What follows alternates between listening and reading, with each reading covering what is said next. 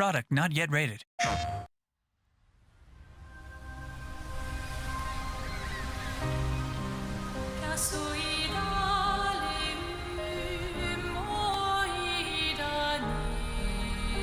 Soon she'll wake and paint again. Paint a new number, ticking down every year. One stroke, and everyone of that age vanishes into nothingness. Every year she paints again, and every year an expedition departs for the continent with one hopeless mission: destroy the paintress so she can never paint death again. We'll break the cycle so she can't steal anyone else's future. This world is full of wonders. Yet everywhere we go, we walk with death. Do you mean we're the only ones left?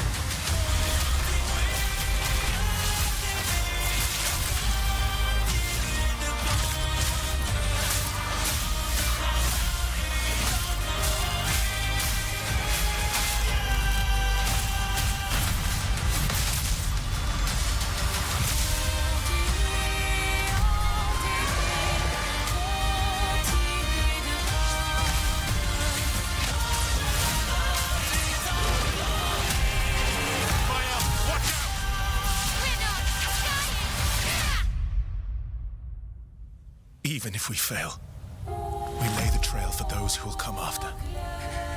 Right? We are Expedition 33.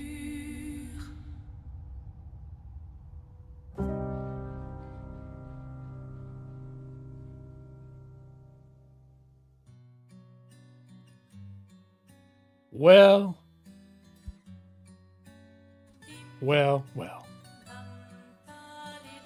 Look who it is, everyone.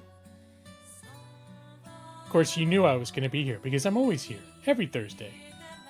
Never missed a single one. Right, everyone in the room? And hello, EV23. Hello, P. Rich. Hello, J. Maxi. Coming back with some heat. Are you referring to the game I'm playing? Was that an expression of approval? I might be presuming way too much. And I don't think I got any chlamydia while I was in Florida, but I did use a lot of public restrooms. So I don't know. Sometimes your ding dong brushes up against stuff when you're using those, when you're in those stalls. So who knows? I don't know what the transmission rate is for accidental ding-dong on toilet seat interactions. But, you know, I could have been exposed that way if it's just rampant over there. I don't know. I'll let you know. And you doubt I even play 30 minutes of this? I don't know. I mean, based on how my last streams were going, my computer might not even live. I was ready to chuck my computer after the last stream. I kept playing, trying to launch games, and it wouldn't let me play anything for more than like 3 minutes before a whole system lockup. So I spent like a whole day troubleshooting. I reinstalled Windows. I went through all of like the system error logs and tweaked a bunch of stuff, uninstalled some stuff, and then it was still crashing. So I realized the airflow on my case is a little bit problematic. So I've kept the side off of the case for like 4 years now. It's the only way that it stays cool. But I hadn't been back there in a while, and so I was like, maybe I should look in there and see if like there's dust bunnies. And there was a huge layer of dust over all of like the graphics card fans and everything else. So I took like a vacuum cleaner and got all that, sucked a whole bunch of stuff, and then it hasn't crashed since. So maybe I fixed it. Your hubby's been moving you to your new place all day. Oh my gosh. I mean, that's a lot of work, but also I always find moving kind of exciting. Even though it kind of sucks too. But Wow. Well, hoping that all goes smoothly for you. The game. Hello, Rockslide. You saying this is the game of all time? You think I'm playing something decent? It is on Game Pass. And in fact, I wasn't necessarily planning to play this next. I actually bought Oblivion Remastered right before I left. I bought it on Steam so that it would work better on Steam Deck. And I actually did play some Elder Scrolls, the Oblivion Remaster, on my Steam Deck while we were on vacation. But my friend who plays Game Pass on Xbox started playing this while I was out of town, and he could not stop raving about it. And then of course I start looking at the reviews, and everyone's losing their shit over it. So pretty much by the time I came back home, the first thing I wanted to do was to give it a try. And yeah, it's really good. I mean, if you like JRPGs and stuff, it sort of hits in a way that most JRPGs don't really hit for me anymore, because it's not like, you know how I get irritated by the goofy anime stuff and the silly voices and all that stuff. And then Final Fantasy still often seems a little more serious, but they've also completely abandoned the turn-based thing, which I like. I wanted turn-based JRPG that's not goofy as shit. I think that's the, you know, Metaphor ReFantazio had a more serious tone, but it still was a little bit anime goofy, you know. Hey, hello, Matus. So yeah, it was in Game Pass. It was like one of the first things I did when I came home is I set it to install, and then basically went straight to sleep. Oh my god, you guys, it's been so long since I've been here. I felt like I was gone for like a month. The trip was really good. We had a wedding in Florida that we went to for we were gone for like 10 days. We left on Thursday, traveled all day. Oh no, we were on Wednesday? No, Thursday. We got stuck in Denver because of storms. We had like a transfer, and we got stuck there. So, which is actually not terrible, because neither one of us had any sleep barely that night. So we're like, yeah, before we hook up with like all the madness of everyone wanting to do everything constantly, once we got to Florida, it's like, yeah, I'm almost glad that our flight got canceled, so we could just book a room in Denver and catch up on some sleep before we go on to Florida. But anyway, it was a lot of fun. It was like nonstop. So it was like 3 days of wedding stuff, and then 4 days of theme. What was it? 4 days of theme park. Monday was like was the transfer, because the wedding was in like Tampa Bay area, Sarasota, and then we're going to theme parks, which are in Orlando, which is like 2 or 3 hours away from where the wedding was. So we had our big exodus. Pretty much most of Amanda's family, like brothers and stuff, went to Tampa. So like the first day we did Disney World, we did it with my brother-in-law and his kids, and my mother-in-law, and it was a lot of fun. We were so beat by the time it was all over. And 4 days of theme parks. Oh my god. Like, we were just trashed by the end. It was fun though. We made it through. It was fun. And then to cap it all off, we traveled back on Saturday, but we woke up at 2 a.m. Eastern time. No, 3 a.m. Eastern time to catch a 7 a.m. to be out by 4, to get to the airport by 5, to catch a 7 a.m. flight. And then we didn't arrive in Portland until, I don't know, like 6 at night. It's hard to keep track of the time changes and everything, but the basic thing of it was like, if you counted just like Pacific time, we woke up at midnight and got home at 6 p.m. So that's like, if you're going to create a consistent timeline of what our bodies did that day, is just like insane. So I still really haven't caught up. Amanda actually got sick a couple days later. You get travel illness. I don't know what she's got. It could be flu or COVID or something. I don't know. She has been a couple days ago she started feeling a little under the weather, thought maybe it's allergies, and then she's just been out of commission. Like the last 2 days she's barely gotten out of bed. So, and I'm feeling a little screwy, but you know, I'm like a hypochondriac, so if I know she's sick, I'm like, oh, I'm gonna get sick too, and I may or may not. But I'm also just, I'm worn out.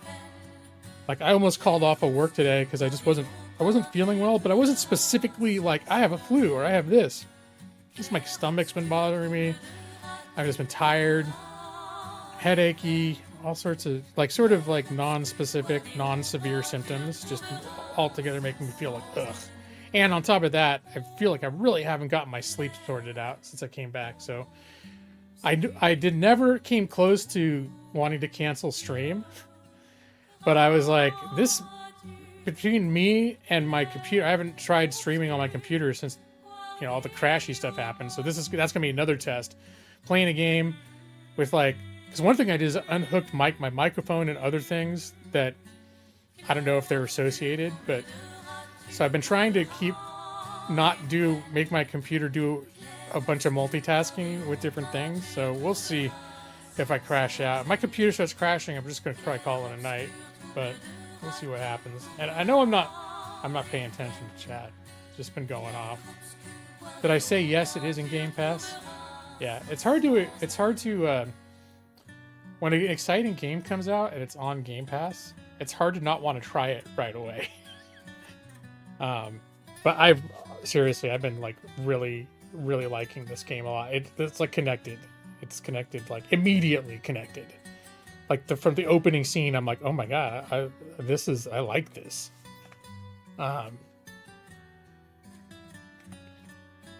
So yeah, I hope it fixes my problem too. Hello, did I say hello to you, Dimitus? It's called Lawyer Expedition French video game out here. It is a French video game. It's very Frenchy. Many are saying it's a modern Pool of Radiance. Okay. Rockslide, you're saying it's good. In fact, you're one of millions critics and public alike who love this game. And it's funny that I think it's still considered a AA game. It's like a studio of like 30 people, I think. It's not a big studio, but my god. It feels AAA to me. Like everything about it is just like OMG. It's like constantly beautiful. The music's amazing. The acting, voice acting, everything is just the story. Everything is just fantastic. Norris the Grey has been reincarnated in this game. Well, no spoilers. I haven't gotten that far, but I can't wait to see him. You forgot I existed, Brad.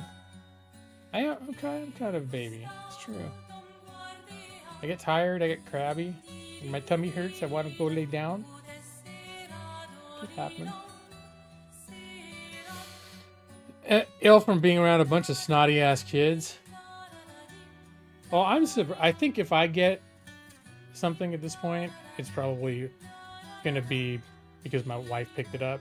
Well, who knows? Incubation periods can hang out for a while, but if our travels ended on Saturday, I would have expected to like probably get sick around the same time she did.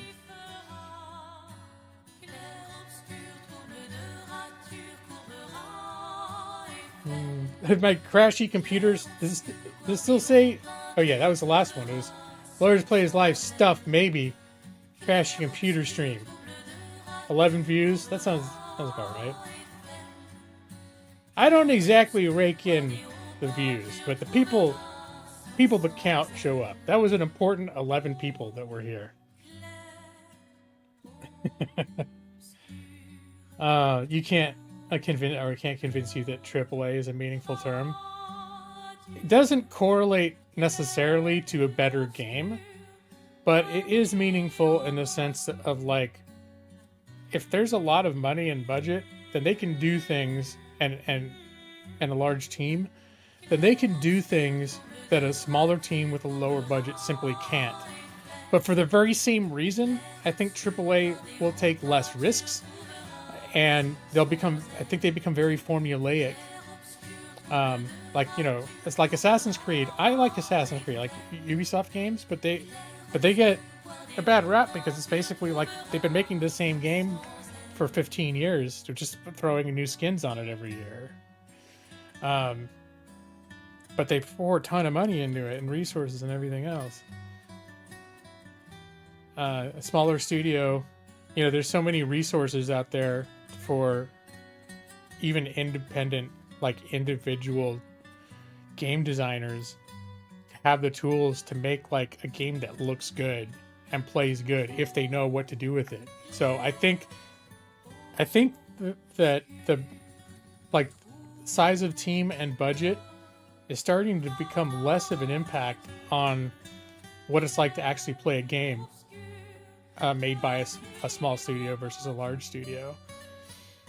And I do like the smaller studios, you know, when they invest, when less money is invested in a game, they can take more risks than, you know, if they're Ubisoft's putting $250 million into a game. No one's going to greenlight it until they can like guarantee like, oh, we're going to put all this stuff that our surveys tell us that people want to see and all the things that people responded well to in Assassin's Creed Odyssey or whatever it is. Becomes very, very like curated to reflect safe, what they consider to be safe, established, popular trends. The game constantly wrecks you. The tears they fall, and the game puts so many to others to shame with the fraction of the workforce. Yeah, I mean, it wrecks me in terms of the combat sometimes too, because, and my friend who played it warned me about this. He said there's like some harder boss creatures, and what happens is in the turn-based combat, there's still, when you get attacked, there's still like a dodge mechanic that you can't turn off. So in order to not get wrecked, you have to, it's still turn-based, but it's almost like Dark Souls-esque, like being able to figure out what the enemy's telegraphing to know exactly when they're going to like swing or do whatever they're going to do. And you have to dodge like just at the right second, or else you can end up taking a shit ton of damage. And that was one of the first reviews was talking about that. And I almost thought, I don't know if this game's for me, because they said if you don't like having like super reflexes involved in your game, that's what this combat has in it, and there's a lot of combat, so it may not be for you. And I'm like, well, I'm still a little bit like, why can't they just make a turn-based JRPG style game that doesn't require me to have any reflexes at all? I'm probably, I don't know, maybe 6 or 7 hours into the game. I'm not super far into it. I've been told that there are some pretty crazy story twists, so I've been very careful to avoid. So I even started watching a trailer to get ready for the background video here, or for my whole like OBS setup for the stream. And I started watching a trailer, and there was stuff happening in the trailer where I'm like, nope, too much information. I stopped watching the trailer. So, but yeah, the story is immediately like, it's sort of heart-wrenching almost. Florence, you took the dog on a weekend trip. Nice. We're going to be camping in a couple weeks, but I think our policy right now is just to put Millie in doggy daycare, which she loves her little hotel. She likes the people there, and she has a great time with the other dogs. When we're not around, if we take her for a walk, she wants to kill everything, be it person, child, or other dog that gets near us. But when we take her to the daycare thing, she knows them already, so she doesn't get snappy at them. And then apparently once they take her in the other room where all the other dogs are, as long as, she doesn't feel like she's got to defend our asses, she gets along great. They give her a little report card. She's always getting like good citizen awards, making so many friends. And I'm like, holy shit. Yeah. Apparently she's a really good dog socially, as long as, unless she's around us. And then she's like a terrifying, vicious monster. Millie was, hey, Jeff. Yeah. Oh man. She was she's been so sweet all week long too. Like since we came back. I mean, she still like wants to play. Part of it is she's so tired. Like even if we just have her at a weekend at this thing, because you know the place we take it is a private place. So if you take, we used to take her to PetSmart, and in those places they're mostly kept like in a separate room, and then they have maybe a couple of like hour like socialization sessions. But it's a little bit like being in prison. Mostly they're locked up, and then they have some like yard time, a couple hours here and there. This place where we take them, basically it's like, except for when they're sleeping, all the dogs are in this common play area, just all over the place having a great time. And so she's I guess got a reputation for being like super darty, and one of the boxes on the report card that gets checked off every time is called WrestleMania. So I mean, she apparently gets along with everyone, but I always think, what does WrestleMania mean? But by the time she gets, even after like a 2-day stay, when we bring her home, she can take like a day to recover because she's just so like exhausted from playing hard constantly all day.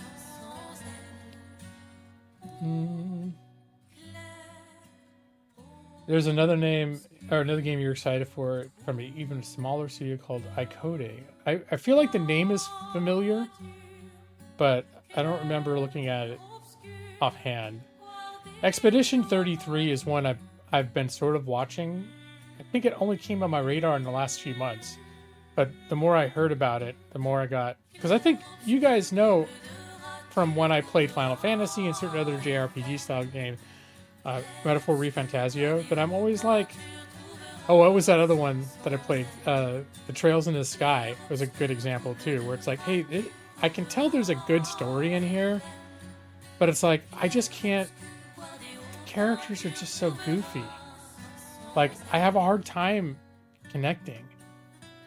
Metaphor I should go back to, because it was telling, I thought, a pretty decent story, and I did like the characters, but it still had all that, you know, sort of anime goofy edge to just, you know, to everything in it.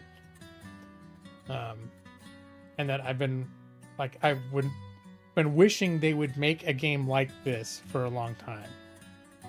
A game that's not trying to be like cartoony, but still is like a turn-based JRPG style game, and they got it. I kind of wish Final Fantasy would just do something like this, because Final Fantasy still got, you know, a little bit of that anime edge to it, but the main problem with that is, you know, it's just a flat-out action game, which is like, I'm not into that sort of game. I would, but I love the Final. That's I think why I like the Final Fantasy 14, because MMO tab targeting is a little more my speed, and it feels like a really good Final Fantasy game. And it's still got all the. I give Final Fantasy a lot of. I think I give them a free pass on a lot of the goofy stuff that I wouldn't accept in other games, because I grew up with Final Fantasy.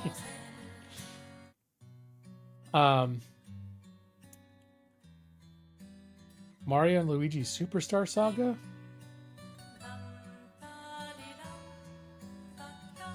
First game you know about that has dodge and parry, where skill means no damage, is Mario. Okay, I see.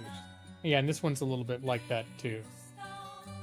You stayed at a hotel that was supposed to be super nice, but they opened it during the pandemic, and things haven't really worked out. Ooh. So it's kind of falling apart despite opening only 4 years ago. I want to say that I've seen like some urban explorer YouTube channels in China exploring places like that, like, and it's, I doubt it's the same. I know the video I saw was some huge like complex that was supposed to be like a massive luxury resort that never even finished getting built, but it just looked incredible, and just never, I don't think it ever got a single customer, and it was spooky.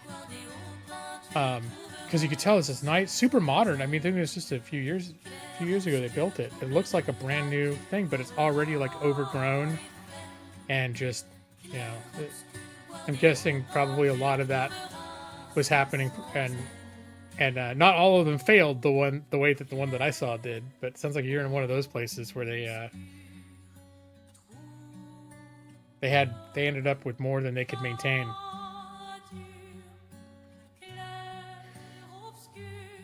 They have multiple abandoned buildings. I wonder if maybe... No, I don't know if it's the same one that I saw. But the one I saw, maybe it looked like that somebody could have gone in and started reopening it again. Like, it wouldn't have taken much to start getting some of it looking good. Where it has like a bunch of like villas and there's surrounding like a lake with lots of woods. It looked like it would have been beautiful if it hadn't been overgrown.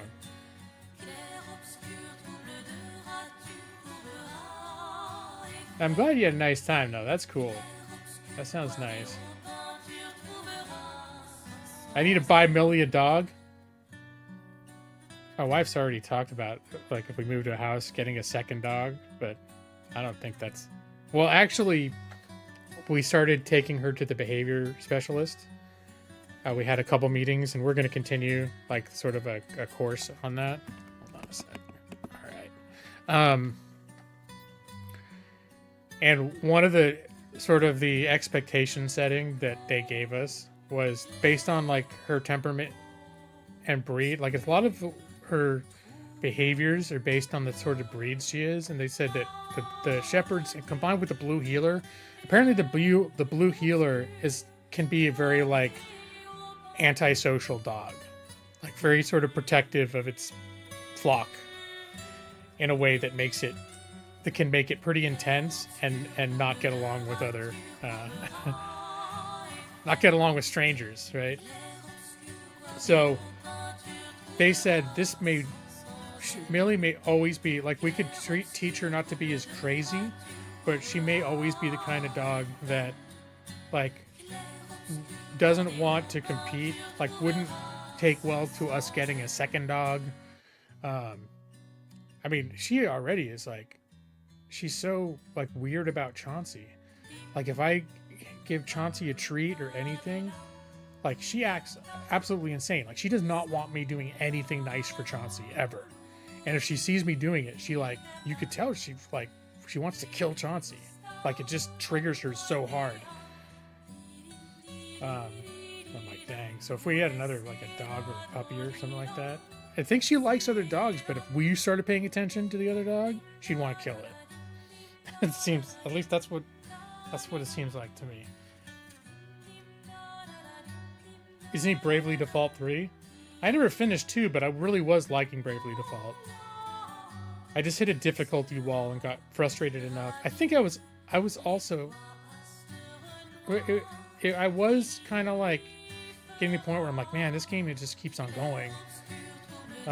And combats take a long time. Everything felt like it was taking a long time.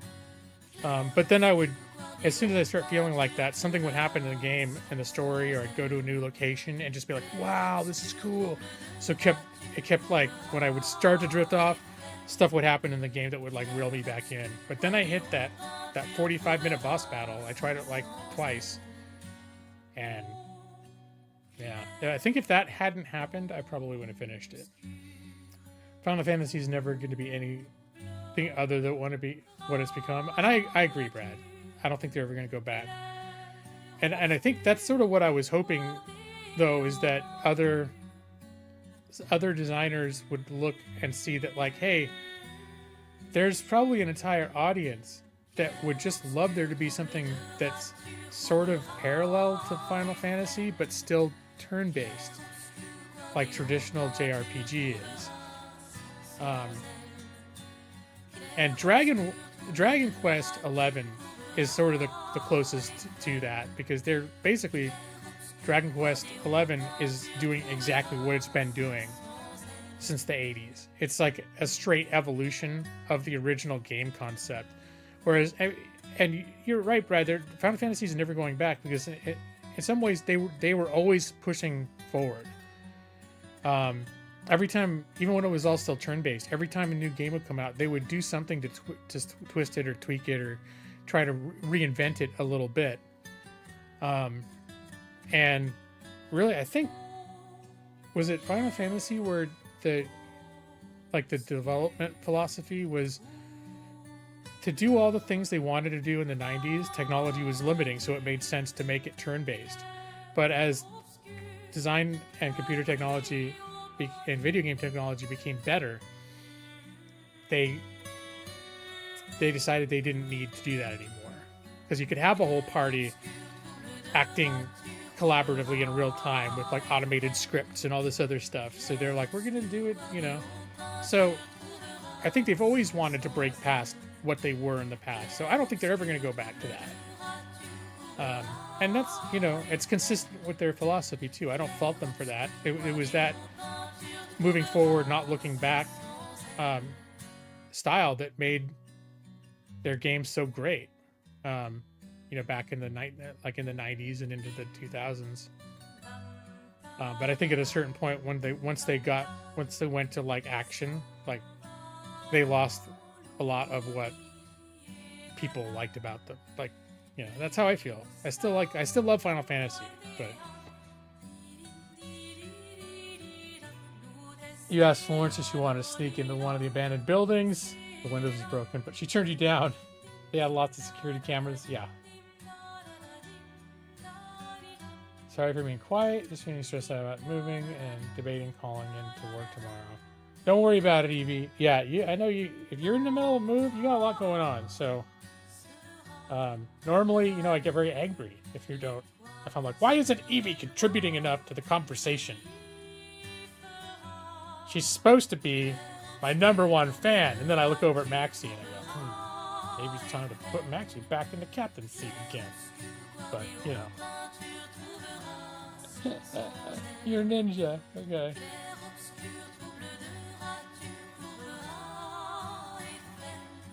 Uh-oh. Skull Sphinx taking over your chat. Uh-oh. Can you be logged in? He's probably logged in to your same account on another computer. Yeah, there you go. On the laptop. Well, we'll see how this plays out. Oh my god, look at that. I noticed the first comment. That was Skull Sphinx. OMG, Gila, you're like the best. I'm totally fangirling out. Gila forever. I mean, it's basically is EV23, but turned up to 11. It's not inaccurate. It's just exaggerated. Oh, but only a little. Oh no, you can't. You will not ever accept that position again. Maxie's like, I can't be, by definition, your #1 fan. I felt a little bad when last Thursday, when you posted something that made me think like, oh, you're hurting for your being abandoned by the G-Law streams. Oh, hi. Hey, Moo. What are you doing? I'm live streaming right now. I can't play bully stick with you. Hold on. You still got half a bully stick here. Do you want me to hold it while you chew it? She has all these weird habits. These bully sticks are, I think we found out they're actually bull penises, but they're like, like a foot-long piece of really hard beef jerky. And we give one to her every day. And she's gotten this habit where she'll chew half of it, and then she'll bring it to me. And she'll want me to hold on to, it's on like a holder. She wants me to hold on to the holder while she chews the next few inches. And it started when she was a puppy. Because when she was small enough to like jump up into my lap and be cuddly, but she also wanted to be like constantly biting because she was teething real bad. So it was like, and we were trying to get her to keep from biting. So I'd hold the bully stick like a bottle. I'd feel like cradle her, and then she'd chew on the bully stick and kind of like cuddle in my arms, chewing on the bully stick. And I think she just developed this like thing now where she's like, oh, when the bully stick gets short enough, I like to have him hold it so I can chew it while he holds it in his hands. It's like this real bonding experience.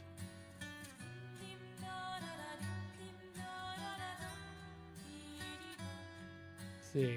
Oh, Be Rich. It wasn't that one. Okay. China has many, many failed projects.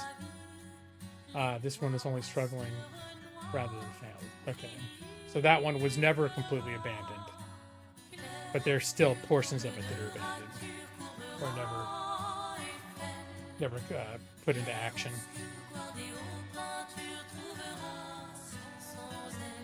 Part of your problem with JRPGs is you stink at them. I agree. I'm not gonna lie. In games in general, I take a long time at games, and part of it's my play style, and it's true. Part of my probably one reason I take so long at playing games is because I'm always trying to be sneaky and cautious, and it takes me twice as long to do anything. So, yeah, it's no great secret that I am not a skilled video game player.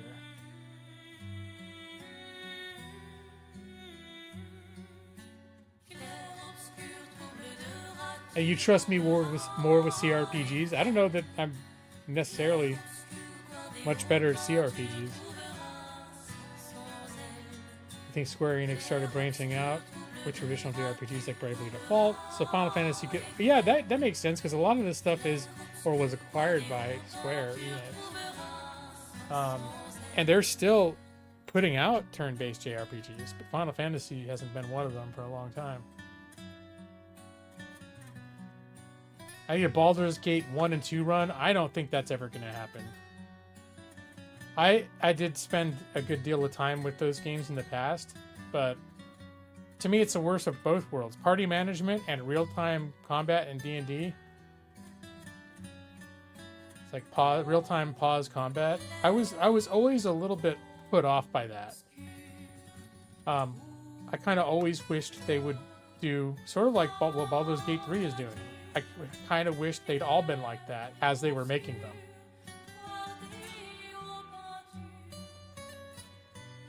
With the original Bravely Default, you could argue it's a modern coat of Final Fantasy with Groundhog Day. My arm's getting tired. I'm holding her bully stick holder. She's on my bed like a few feet away from me. I have my arm stretched out and I'm holding it, and she's up there laying down chewing on it. She looks like she's the happiest. She's the happiest dog anyone ever did see right now. Yeah, it's a special bonding time.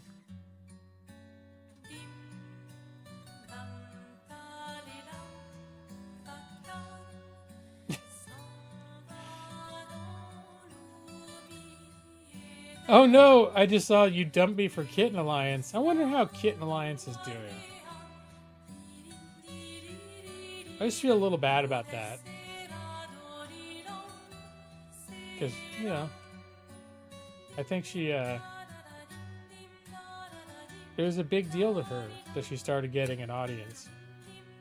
And it didn't work out. But, you know.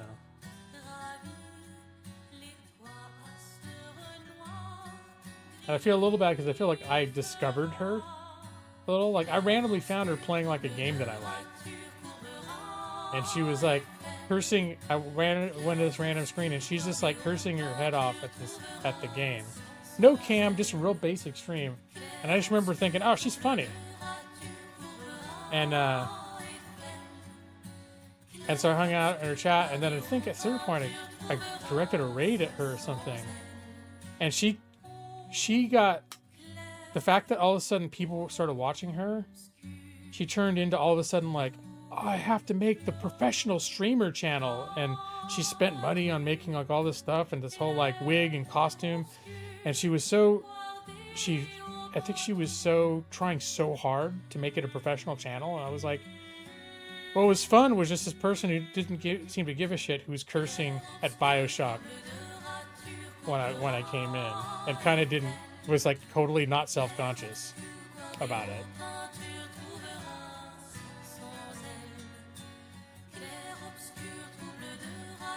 But then she tried super hard, and I think part of that was like she was forcing it in a way that wasn't clicking.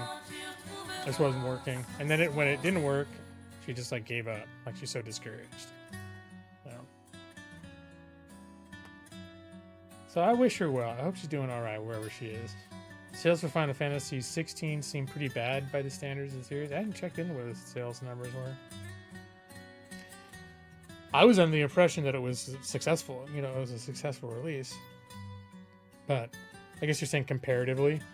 Because, I mean, it used to be in the past, Final Fantasy release was like an industry, you know, a huge industry event. And I don't think they're that anymore.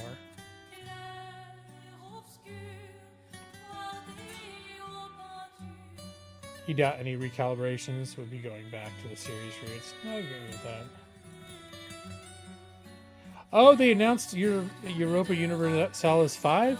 I think I saw like a teaser ad where something like Grand Strategy is about to be reinvented or something, but I didn't click on it. But I actually was wondering, oh, is this like a teaser for Europa Universalis 5? I've purchased every Europa Universalis game. The last one that I got into was Europa Universalis 3. I played a shit ton of it. Like probably 12 years ago, 13 years ago. I played a ton of it. I bought 4 and a number of the expansions. I never really got past launching it and messing with it for 10 minutes and then being like, this is a lot to learn. I'll come back to it later. And I don't think I ever really started like playing it, but I always intended to. So I don't know. It depends what happens with it depends on what 5 looks like. I'm definitely interested. And hello, Ethan. Howdy. Like CK a lot more. You'd happily watch you play either. Yeah. I think Crusader Kings is a very different game, even though, you know, if you're looking at screenshots, they look very similar. Use the same engine, very similar maps. I think Europa Universalis as a franchise puts the grand in grand strategy. I mean, that's what I was like kind of taken what I was really impressed with was it feels like a European war type of game, but it's really the entire world. And I remember, I think I was Spain or I forget what, probably England, I don't know, whatever. It's been a long time since I played, but you're doing a Europe thing, but then you start pushing the technology to be able to discover the new world, and it's like a whole other game. And all the mechanics of like taming the new world are completely different. And so it suddenly takes on this like global, this sort of global rush of the European powers. And the scale just opens wide. And that's, Crusader Kings, surprisingly, I think it goes all the way over to like the entire Europe and Asia, right? I think they have the entire old world. And I've never gone further than Western Europe, really.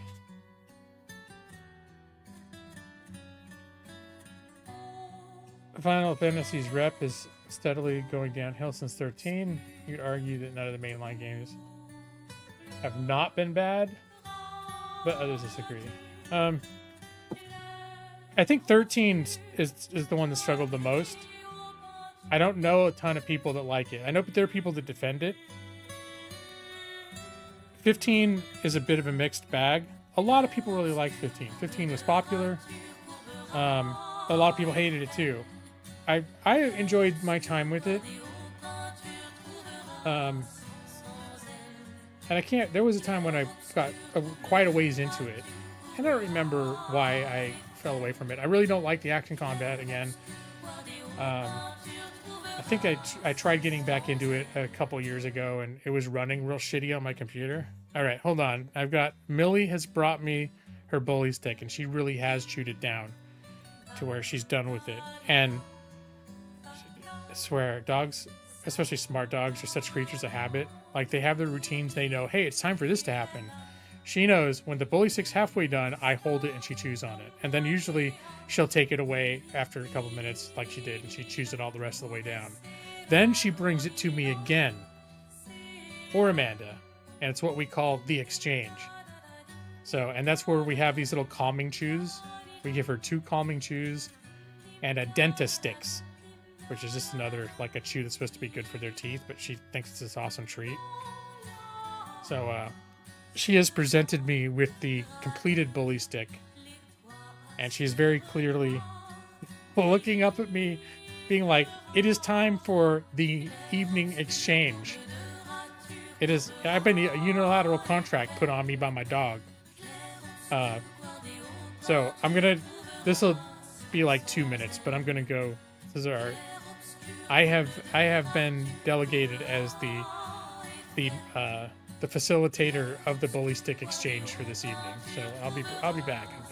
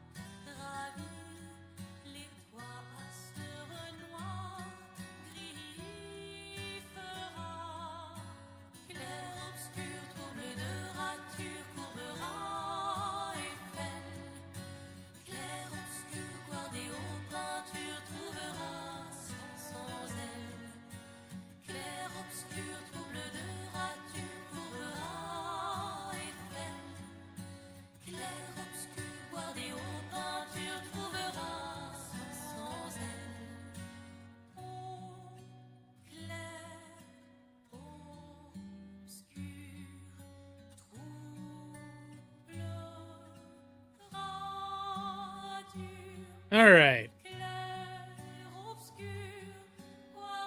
So we did the exchange. Amanda, who's in bed in another room, was like croaking. She's like, she sounds terrible right now. She's like, are you giving Millie the exchange? Of course, we all know about the exchange in this house. I was like, yeah. But yeah, she's getting it. Sounds like today she's gotten worse. She's been bad the last couple days, and today it's like she's feeling worse. So we're going to get her to urgent care tomorrow if she's not improving. But it sounds like she's pretty gnarly. Like she's almost like if anyone's ever had pneumonia, where it's like it settles heavily in your chest. Now the good news is she said she did test herself, and with the COVID test, and it was negative. So, you know, at least it's not that, or probably not that. All right, let's catch up. Brad, you really hate 15, and genuinely think it stinks. I don't know. I mean, I can't disagree with that you hate it. There were things I definitely liked about it that I thought were well done about it, but at no point was it super clicking with me. Like, I didn't really care about the characters or the story. But there were definitely things that I liked about it. It was one of those things where I was playing it and I kept trying to be like ask myself, why am I not liking this more? Because some part of me thought, like, it's got all the raw ingredients of what I would hope would be, but it's just not coming together for me.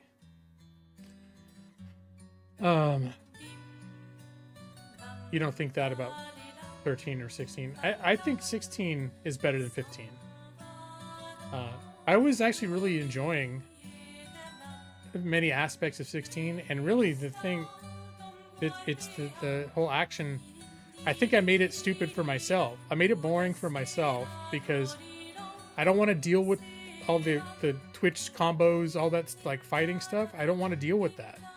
So you can set that to basically be all automated. So all you do is hit A.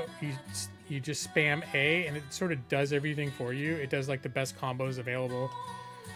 And I always have like the auto sort best equipment, auto equip best skills, all this stuff, because I don't want to deal with all the min-maxing. There's so many mechanics in it that if you're into all that stuff, all like memorizing 50 different combos and how to do like 20 different abilities and all this stuff, then there's a lot to like in that game, I think. It's just, I don't want to deal with that shit. And because I don't, then by turning all that stuff off, I think the game is, because it's all it's like 90% of the time you're fighting. So if you're not into the combat, you're probably not going to have a great time. That's sort of what happened to me. I just got,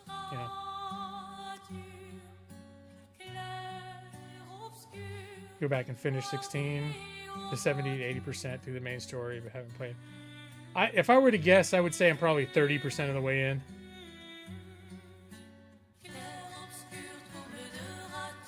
Yeah, I recommend 16. I think it's a good game, especially if you like action combat games with like the combos and stuff.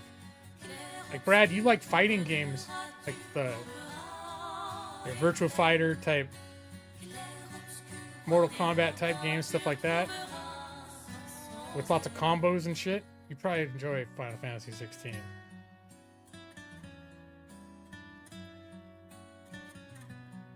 With 15, there was, think there's a single character thing that you liked.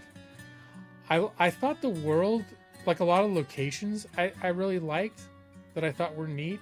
Again, the music didn't blow me away, but I did like the music. There was something about being in that world that I liked, and I thought it was an interesting mechanic, like them having the car. I actually thought that was an interesting kind of mechanic, and about like traveling, and if you traveled at night, it was dangerous. They innovated and did a lot of things that I did think were like, that's cool. I like that. Oh hey Nick. Yeah, it's already up to number 33. I mean, you know, it's a small French studio. No one was paying attention when they did the first 32. How you doing, Nick? Final Fantasy VII remake took 15 combat and fixed it. I agree. Yeah, I agree. And they really put the skin of like the Final Fantasy VII. You know, it's all rooted deeply in the ingredients of Final Fantasy VII's original abilities and spells and all that. I mean, to some degree, all the Final Fantasy games still carry on a lot of those things, even if they are implemented very differently. But I definitely did, when I was playing Final Fantasy VII Remake, was having a better time with the combat. And it wasn't 100% action either. I think that was a nice middle ground. Like, I wouldn't have minded if Final Fantasy 16 was more like that. More like Final Fantasy 16, more of a Devil May Cry style game. Yeah, that's right. That's a much better comparison, Rockslide. I was just I was trying to think of a game that was a lot of like Twitch combo combat, and the only thing I could think of, well, specifically I was thinking of Brad, because I know I've seen Brad play those fighter games, and so that's why I thought of those first. But it's definitely like, I think it's even the people that worked on Devil May Cry designed the combat for Final Fantasy 16. It's like literally coming out of the same box, right? You agree with Rock? Yeah, no, Rockslide nailed it on that one. I was reaching, I was grasping, and I just missed. I just didn't grasp the right thing. But okay, so for those of you, I'm gonna play Expedition 33 in a couple minutes here. I do want to preface this by saying, like I said, I've been avoiding spoilers like hell, because apparently it can be ruined for you. There's some very, very powerful twists and turns that can be ruined, and I don't know what they are, but I know they're coming. So just that little warning to begin with. If anyone's like super interested in this game, of course, in a stream you don't usually have the context to have too much spoiled, or I don't play enough of it to spoil enough to make it worth worrying about. But I just want to call it out. What I've heard. If you're interested in playing this game, the less you know going into it, the better. You ready to get spoiled a bit? Okay. You probably not play it for like a year. So the premise of this game is it's set in, I think, like I don't know if it was a modern day Europe, like France, or maybe a Victorian France. And this some sort of huge world warping disaster has occurred. I still don't fully understand, but there's a little bit like a Hunger Games element to it, because starting, I think it's Expedition 33, but that represents every year for like 67 years, all the population of a certain age gets killed. Like, they just basically, this thing happens and they evaporate. They turn into they turn into rose petals and just sort of disintegrate all at the same time during this like annual event. From some like paintress, like mystical creature that makes this happen that they don't really understand. And this little chunk of France, or the city that they live in, was during this cataclysm was cast in the middle of the ocean. So they're completely isolated from the mainland and the rest of the world. And every year, so Expedition 33, there was just, every year the number is the age of all the people that are going to die at the end of that year. So Expedition 33 is trying to figure out a way to prevent the next thing from happening where all the people who are 33 will die. And the game opens with the main character's like girlfriend is 34, and it's time for all the 34-year-olds to die at this festival, which also is when they launched the expedition for the next year. So the game opens with him sort of reuniting with the love of his life just hours before she's going to be evaporate into rose petals with everyone else who's 34 years old. So, and the year before that, everyone who's 35 died. So the next year, it's going to be 32, 31, until eventually, you know, following the pattern, with 33 years from now, the entire human race is going to be gone.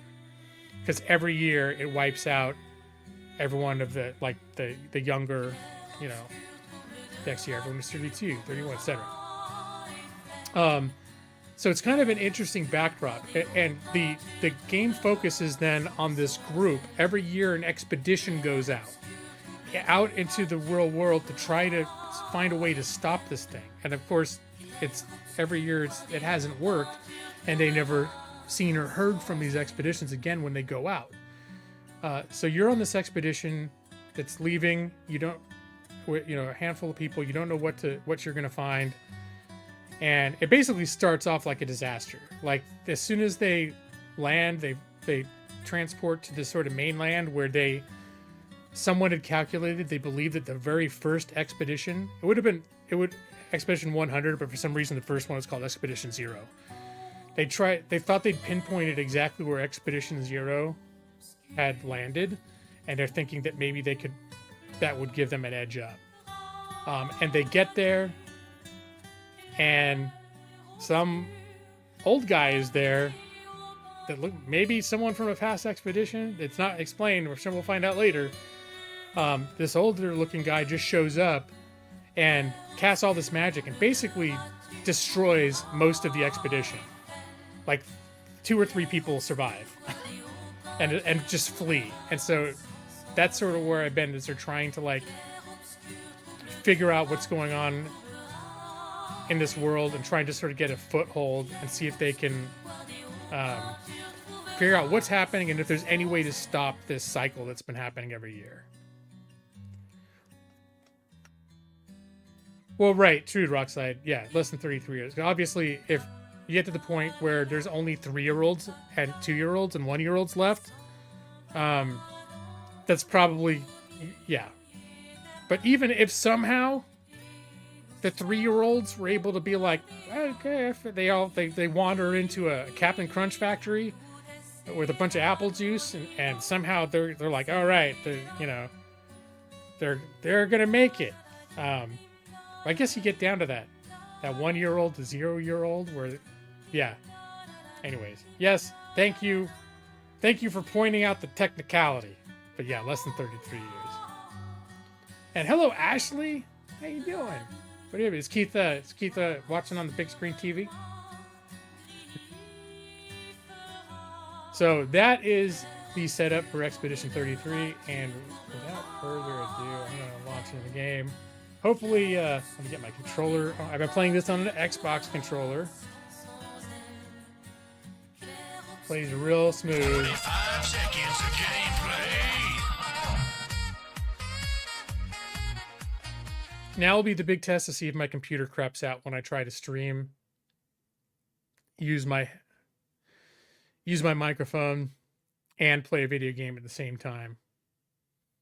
This is the most stress I've been putting on my computer since I spent a day trying to fix it. Oh, I need to get rid of Prison Mike. Hold on. What's he doing there? I wasn't playing. That's from when I was playing that. I was gonna say Formula 1. What is that? Schedule 1. But that's not what I was playing last week. I didn't play. I can't remember. Did I play it at all the last time? I think that was the week before. All right. Expedition 33. Here we are.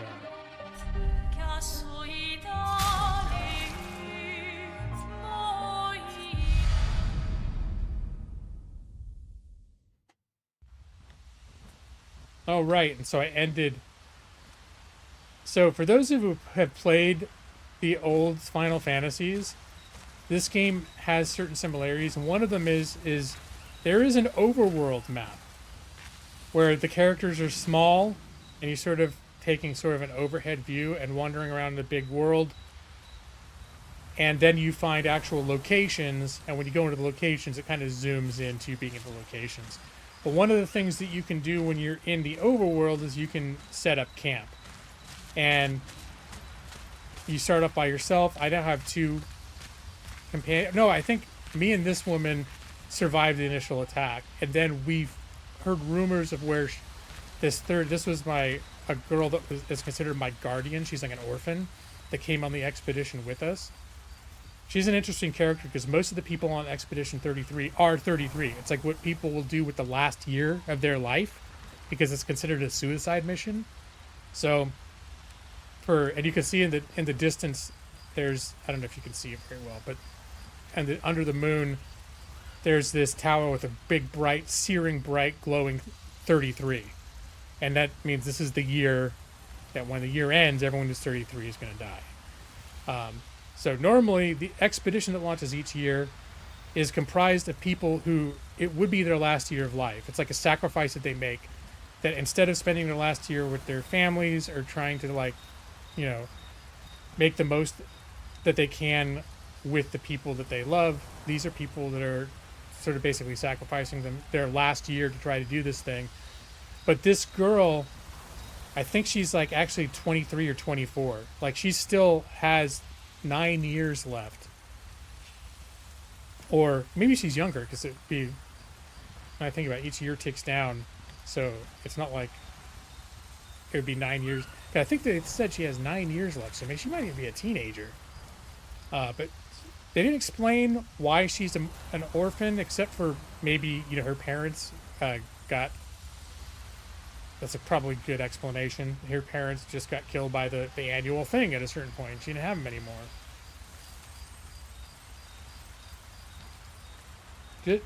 Just over an hour. Nice. She's 16, you want to say?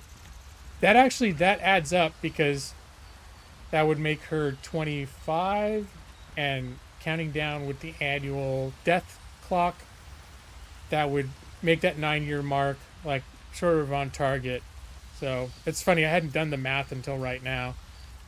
But yeah, when you come to camp, and other games did this when I was playing, I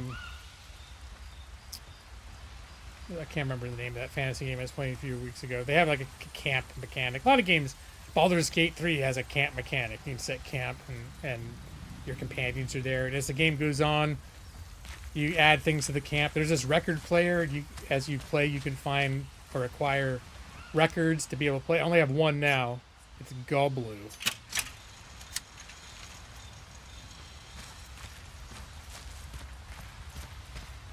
Told you Gestrels were real. You check confirmed. All right. So Gestrels are these creatures that they're like little goblin, kind of goofy little goblin creatures that are, for the people who were back in their little civilization where these people come from, these Gestrels are kind of like considered mythical creatures, like rumored creatures that might exist somewhere out in the world. And some people are like, oh, they're real. And some people say, no, they're not real. And so they've now that they're out in this world, they have discovered the Gestrels. In fact, the portion of the story we're in now is we've just sort of started to befriend them. And we're going to the Gestrel village. We're about to go to their village. Like, we had to go through this maze and through these trials, and we did it, and now they're gonna invite us into their village. So You did not. Well, I thought it. How did the Gestrels survive out here? I'm not sure. I can't wait to ask them. Gestrels. Yep. Millie is having a little freak out. She must have discovered signs of other people existing in the world. That's all it takes. Hey, Millie, come here. Millie, come. She's gotten better if she starts barking. If we call her and she hears us, she'll come into it. She'll stop barking and she'll come to us. We sort of got her trained to, like, cut herself short. But I think Amanda's gotten out of bed. Amanda is like, I think, more sensitive to it than I am, because Amanda gets really anxious about the idea that Millie's disturbing the neighbors, which I don't like either. But I think it like really like bothers Amanda. Like, she has a heightened sensitivity to the idea of Millie disturbing the neighbors.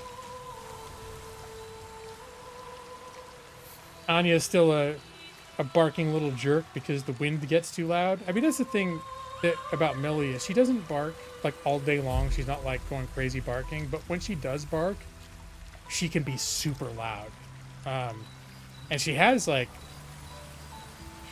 grown-up bark. When she's doing her big bark, it's almost like you look at her and go, how's that big sound coming out of that little cute little thing? But she sounds super like threatening and aggressive. She does it too. All right, so this guy is new. He wasn't in my camp before. I think I rescued one of these guys. He was lost, and I told him he could join my camp. The guys aren't this big. What they do is they construct these. You can see it's sort of like almost like puppeteer wooden arms. The actual creatures are only about, I don't know, 2.5 feet tall. And they build these things and then go inside. They're a little bit like a Robotech mech warrior type things that these little guys are inside sort of piloting. So this is probably the little lost dude that I rescued, and somehow he's got his hands on one of these big monster suits.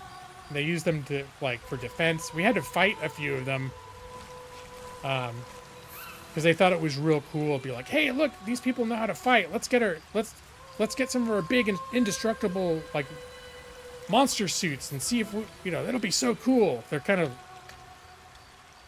crazy like that. Like, they're just like, oh yeah. And then when you beat them, it's just the suit gets destroyed, and then the little guy inside will be like, oh man, it's just whatever. So I guess there's still some goofy component to this. I was gonna say it's not all serious. There is some goof still involved. But he wasn't here last time I was in camp. Yeah. Are you the one who was supposed to watch over the lost Gestrel kids?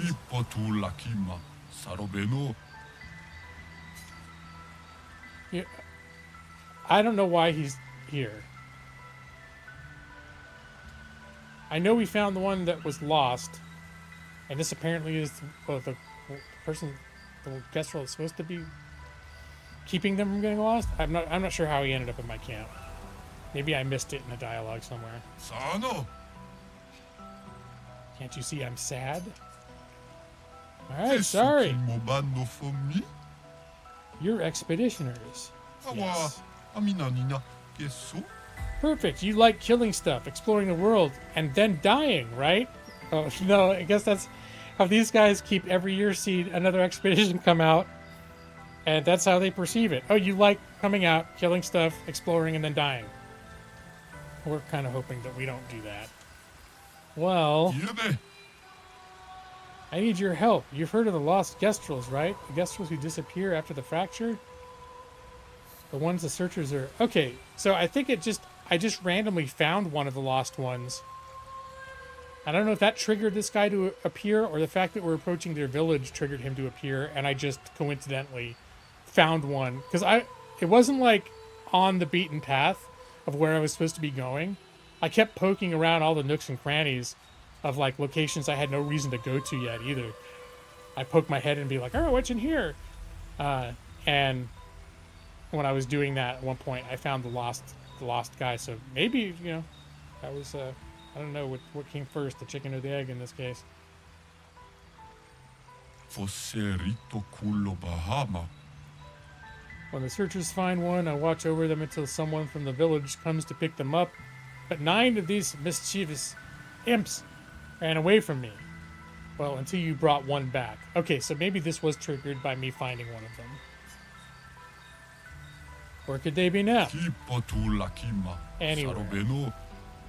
I really want to become a searcher, but they'll never let me be one if I lose more Gestrels than I find. You see them. tell them to come back here. They'll listen to you. They like humans. Okay, so he's going to give me a reward for every guest roll that I find. Is this treasure gratitude? I shall reward you the most precious of treasures. Is the treasure gratitude? What? No! Who would trick someone like that? Good. We'll help you then.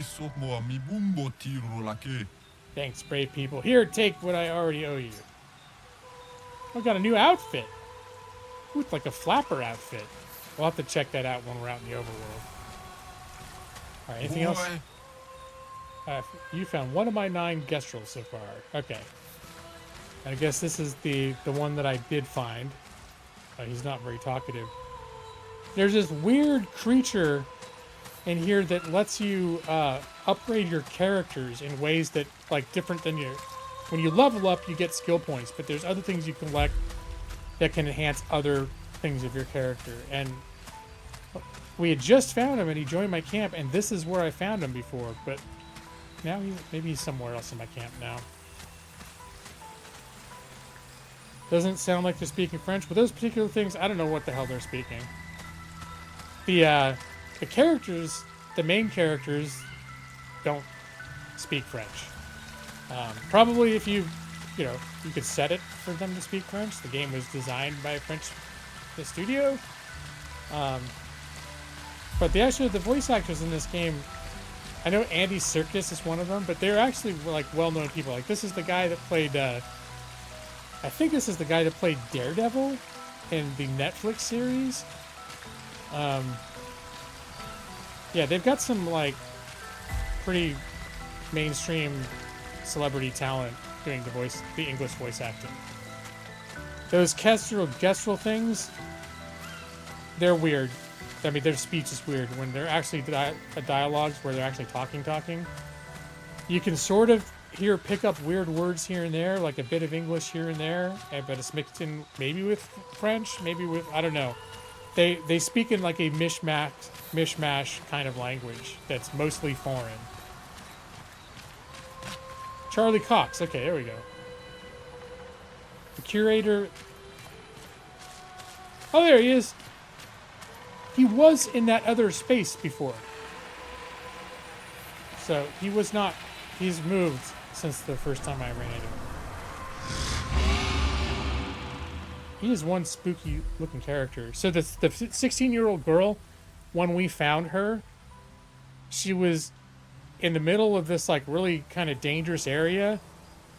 There's this really opulent mansion. And it's strangely, the mansion, all the colorations in this mansion, like all the decorative flair, it's very similar to the expedition, like see on his shoulder. They all have these uniforms that have these similar gold patterns. The whole inside of this place was like that. So I'm wondering if he's part of an earlier expedition or he's somehow related to our expeditionary force. But there was definitely some strong vibes that this place was related to our history. Okay, curator offers you his services. So here you pick up things in your travels that you can spend to upgrade weapons. I'm going to upgrade expedition resources. So this gets pretty... There's a lot of systems in this game to learn. Lumina are essentially what your character, like the maximum numbers of like special perks, I guess you would call them, because there's abilities are one thing, but then there's all these perks, like when you hit someone with their main attack, you get like double damage, or if you do this, if you hit them with your basic attack, they might catch on fire. There's all sorts of different ones that you can get, and they're not active effects, but they can have a very significant impact. Like if you kill something, you gain extra action points in battle, that sort of thing. And the amount that you can have your character on your character active at any time, because each skill costs a certain amount to have active. So like he's got 17 points, so if he had one that costs 5, a couple that cost 3, whatever, and then it adds up to 17, and that's the most. Those are the only skills you can have. This is the way to increase. I think you gain a little bit when you level up, but you collect these color of lumina throughout the world as treasures, and when you bring them back to this guy, you can also upgrade.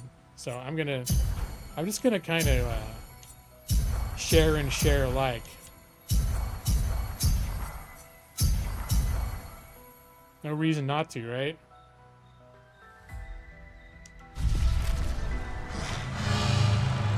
And do I want to upgrade weapons? Problem is, I keep finding new weapons, so I'm a little afraid.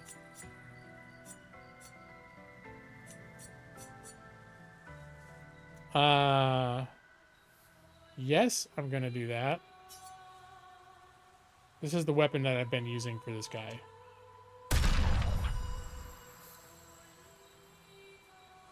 Wow, okay, but I want to check everybody, so. These polished chroma catalysts are, the last time I did upgrades, I didn't have any of these. So I think for now they're a scarce commodity, so I don't want to blow them all on one person. And so she's got these 2 weapons. One of them actually does more base damage, but the other one, as it levels up, is going to get all these extra special abilities. So I think I'm going to do...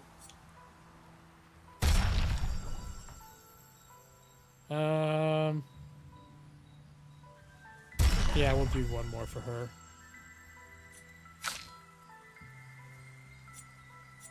And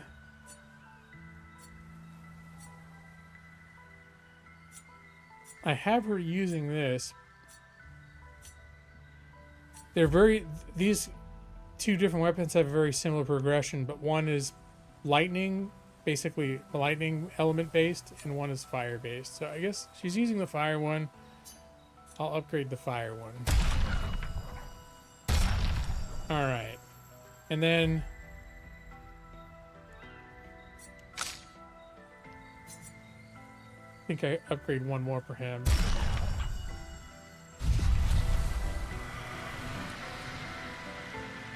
He sticks to the cave, as far as you know. I could be remembering wrong. I know when I was first trying to find him, I actually looked on Reddit, like, where the hell is this guy? And someone said, oh, he's in this cave and he's hard to spot. And I'm gonna say I'm 90% sure the first time I saw him, he was standing like right where this little dude is. But I could totally be remembering wrong. I just felt my memory committed that spot as the place to find him. The more I talk about it, the less certain I am. But anyways, so maybe he didn't move. My memory placed him in the wrong place. All right, and this is one thing that's a little Dark Soulsy. When you're in dungeons, these are save points. But if you use it to rest, to get all your like your health and stuff back, the creatures will respawn. And so that's a little Dark Soulsy. But this is also, when you level up, it doesn't cause that to happen. It's only if you rest, and that'll regain everyone's health, and also sort of your healing resources are all replenished as well. You don't buy potions and stuff. You have a limited, like on the bottom right, it says chroma elixirs. That's like a super heal everybody back to full health. Progressively, you start off only 1 per rest. Now I've collected a maximum of 3. And then along the bottom left are like potions that you can use during combat. So the red potion is a health potion. I think it restores 30% of one person's health. The other ones give you more action points and so forth. And those, you use all of those, and you need to, when you rest, everyone's health all goes back up, and all of those resources get replenished to whatever their maximum is for you. The party members tend to move around the camp area. That doesn't surprise me, because it does seem like, now, the camp is the same place every time, at least so far. And it does seem like there's enough nooks and crannies and rooms and areas, not rooms, but different little areas of it that from the get-go, it was very suggestive to me that it was over time going to be populated in different ways as I come across people who join my camp. But and then to actually finish out your camp session, you go to the campfire. And then there's a certain thing. Remember current objective. Ask Golgor, the chief of the Gestrels, for a way to cross the sea. Forget what exactly we're looking for. I know there's this entity called, I think it's the Paintress, who's responsible for all this shit happening, or at least she's believed to be responsible. She does it. I have doubts about whether it's her, like she's doing it because she's mean, or if there's some other thing at play. Apparently we need to cross the sea to find out more. And then after major story developments, if you come to camp, you get this option to write in his journal of Gustav's apprentices. And he keeps his journal. He got it as a gift from some kids before he left on the expedition. And his whole idea is, you know, their motto is, when one falls, we go on, or if one of us falls, the rest go on. And so he's writing this journal, hopefully trying to leave information so that people that come after him, if he doesn't succeed, will be able to learn from his experiences. So that's why it's important for him to keep a journal. No, dude. Okay, there we go.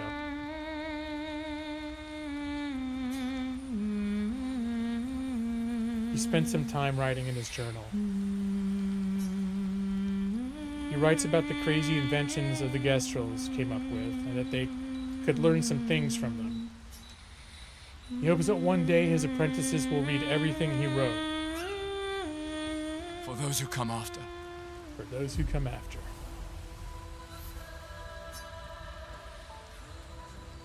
Gustav heads back. Alright, now we'll go to sleep. And that will make camp end.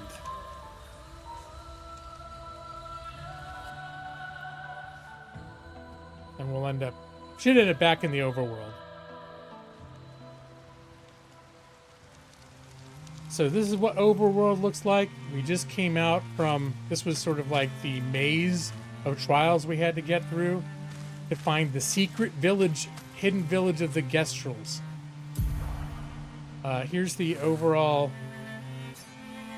world map. I think we started, the first place we landed was here at Spring Meadows, and we've been working our way up the map a little bit. We're currently here in this sort of hidden valley. We had to come through the sanctuary maze to get here. You can see the overall world, if this is all filled out, the overall world is sizable. I have seen, based on like certain trailers and reviews, I don't think this is too spoilery, but you do develop different modes of travel later. There's like, you can find ways to traverse the ocean, and I think at a certain point later in the game you actually gain the ability to travel by air. So probably the world will feel a lot smaller once we're not on foot anymore, but still, the scale feels pretty big based on my experience so far. That this is all the places I've been was just running around here, and that's only a very tiny slice of the overall map.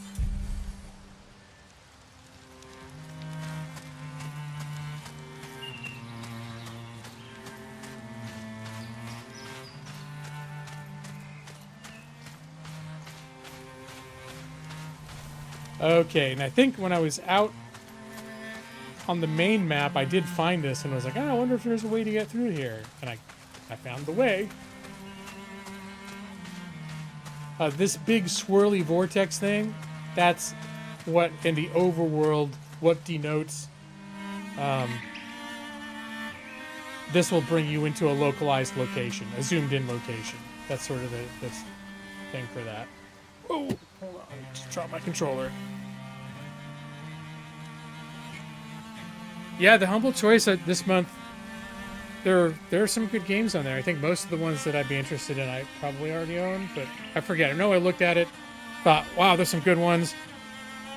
That was one. I don't know if I would ever get to that because that looks like a monster, like a beast of a game that I might not have the patience for. That's like I can't remember the name of that series. I never played it either. Where you, well, I guess I bought one of them 25 years ago and didn't get very far into it. Brad would know what I'm talking about. Where you collect like 100, like an army of 100 characters as you go around the world. It's like a JRPG, but instead of 8 characters, you get 100. Always felt a little the concept always felt a little overwhelming to me. But that's on the Humble Choice this month.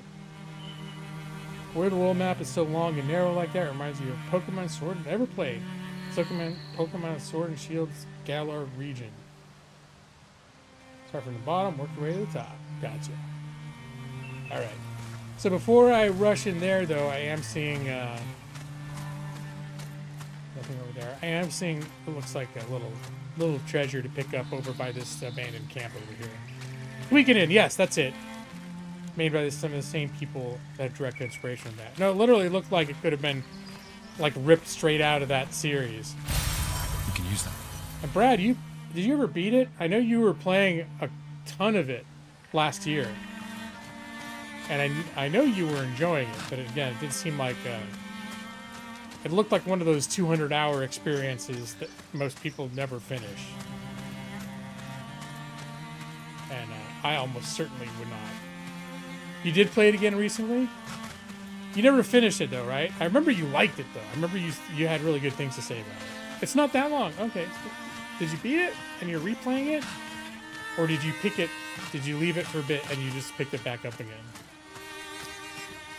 You actually picked it up again and you recently finished it. Okay.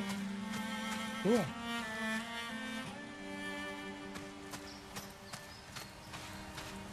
Come in here. The Gestro Village.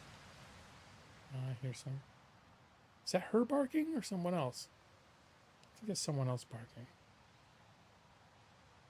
Sometimes it's hard to tell. She can be like a ventriloquist, throwing her bark across the apartment complex. Oh, now she's responding now. But she's responding to another dog that's barking.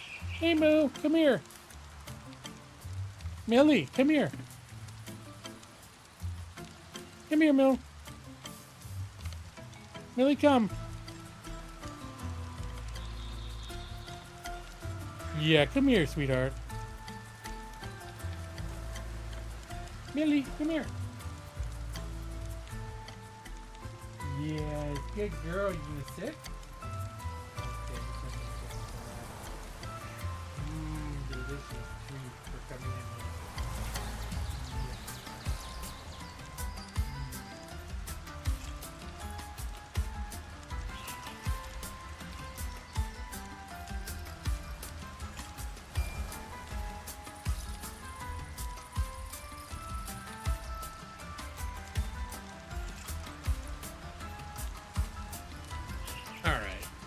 Mischief managed, at least until the next subtle noise happens out in the neighborhood. Good noise isolation. You couldn't. Well, she was like basically the equivalent of 2 rooms away. I wouldn't necessarily have expected you to, but I do have settings on the microphone that between some of it are on board of the microphone, some of them are additional settings through OBS that.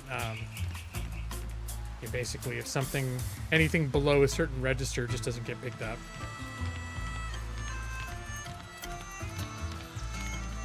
It's the best choice in forever. Oh yeah, Shadow Gambit and Evil West. I don't remember what the Star Wars one was. All right, so here's a save flag. I guess I'll just hit it because there are no manual saves in this game, so just touching one of these flags will save your game. And I think this game is also constantly auto-saving too. So like I've been killed a couple times, and it's brought me like fairly close to where I died. Like I didn't lose very much progress, even though I hadn't done one of those like go to a flag saves in a bit. All right, let's see what's up with this guy. Welcome to Gestro Village, expeditioners, eh? You're a fun-looking bunch. Unless you try to cause problems, then we'll beat you up. Which will be fun for me, but not for you. Noted.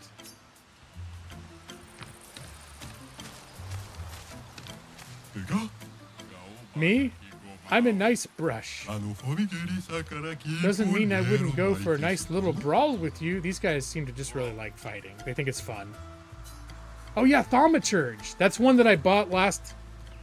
That's one that I bought last year during a sale. And it was... I think it was during a sale where I had way too many games to play any of them, but that's like a turn-based...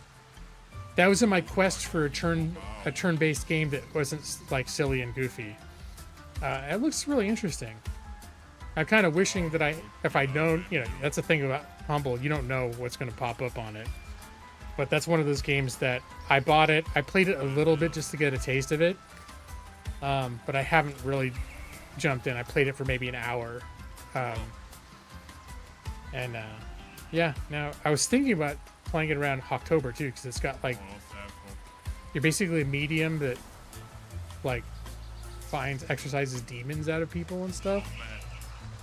And it's like 1900s Russia.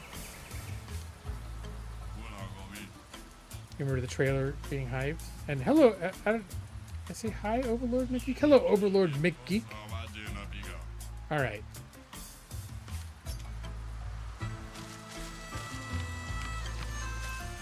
I haven't done the Amnesia game. I haven't played a new Amnesia game.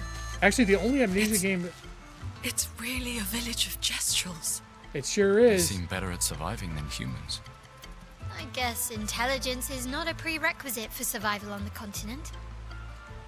Now to find the chief's house. Probably the biggest one.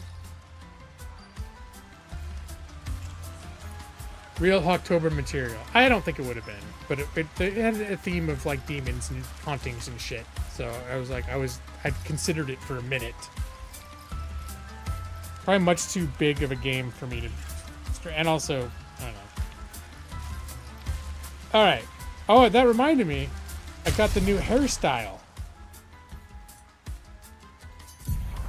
It's one of the things. So this is, there's so many little mechanics to learn here. So skills are just basically their skills that they get from their classes. This is their active abilities. They can only have 6 active at a time. And they have like a skill tree. Let's see.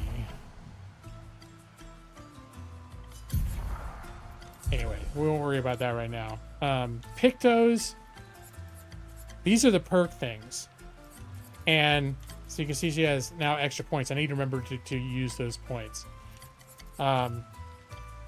They learn these skills by finding these things called pictos.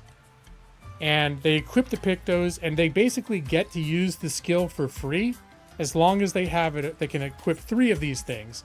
And after any one of them has had this equipped in combat for a certain number of combats, not many, like 4 or 5, it becomes a learned skill that anyone can then use their Lumina points to add to their library. So for her, she has these 3 equipped: Burning Mark, Marking Shots, and Exposing Attacks.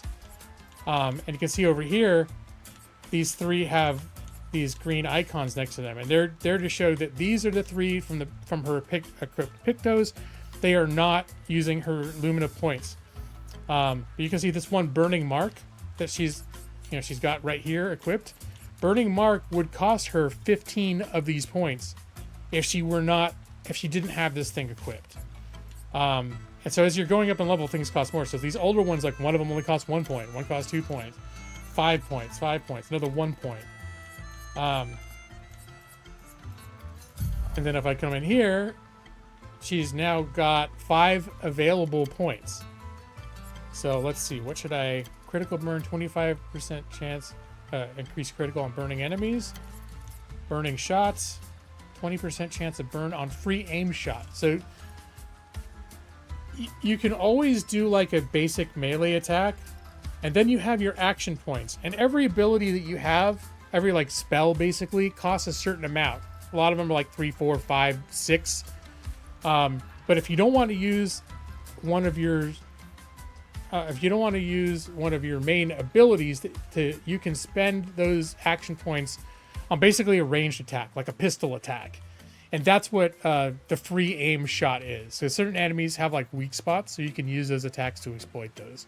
Like a lot of them, their faces will have something that's glowing, where if you shoot it, it hurts them real bad. Versatile. After a free aim hit, base attack increased by 50% for one turn. That can actually be helpful, because if you're using your free aim and you use all your points doing free aim, you're still going to be able to do a base attack even if you're out of action points. That will end your turn, but you can still do it. And that means you'll have extra damage on that base attack after using your shots. So that can be helpful too.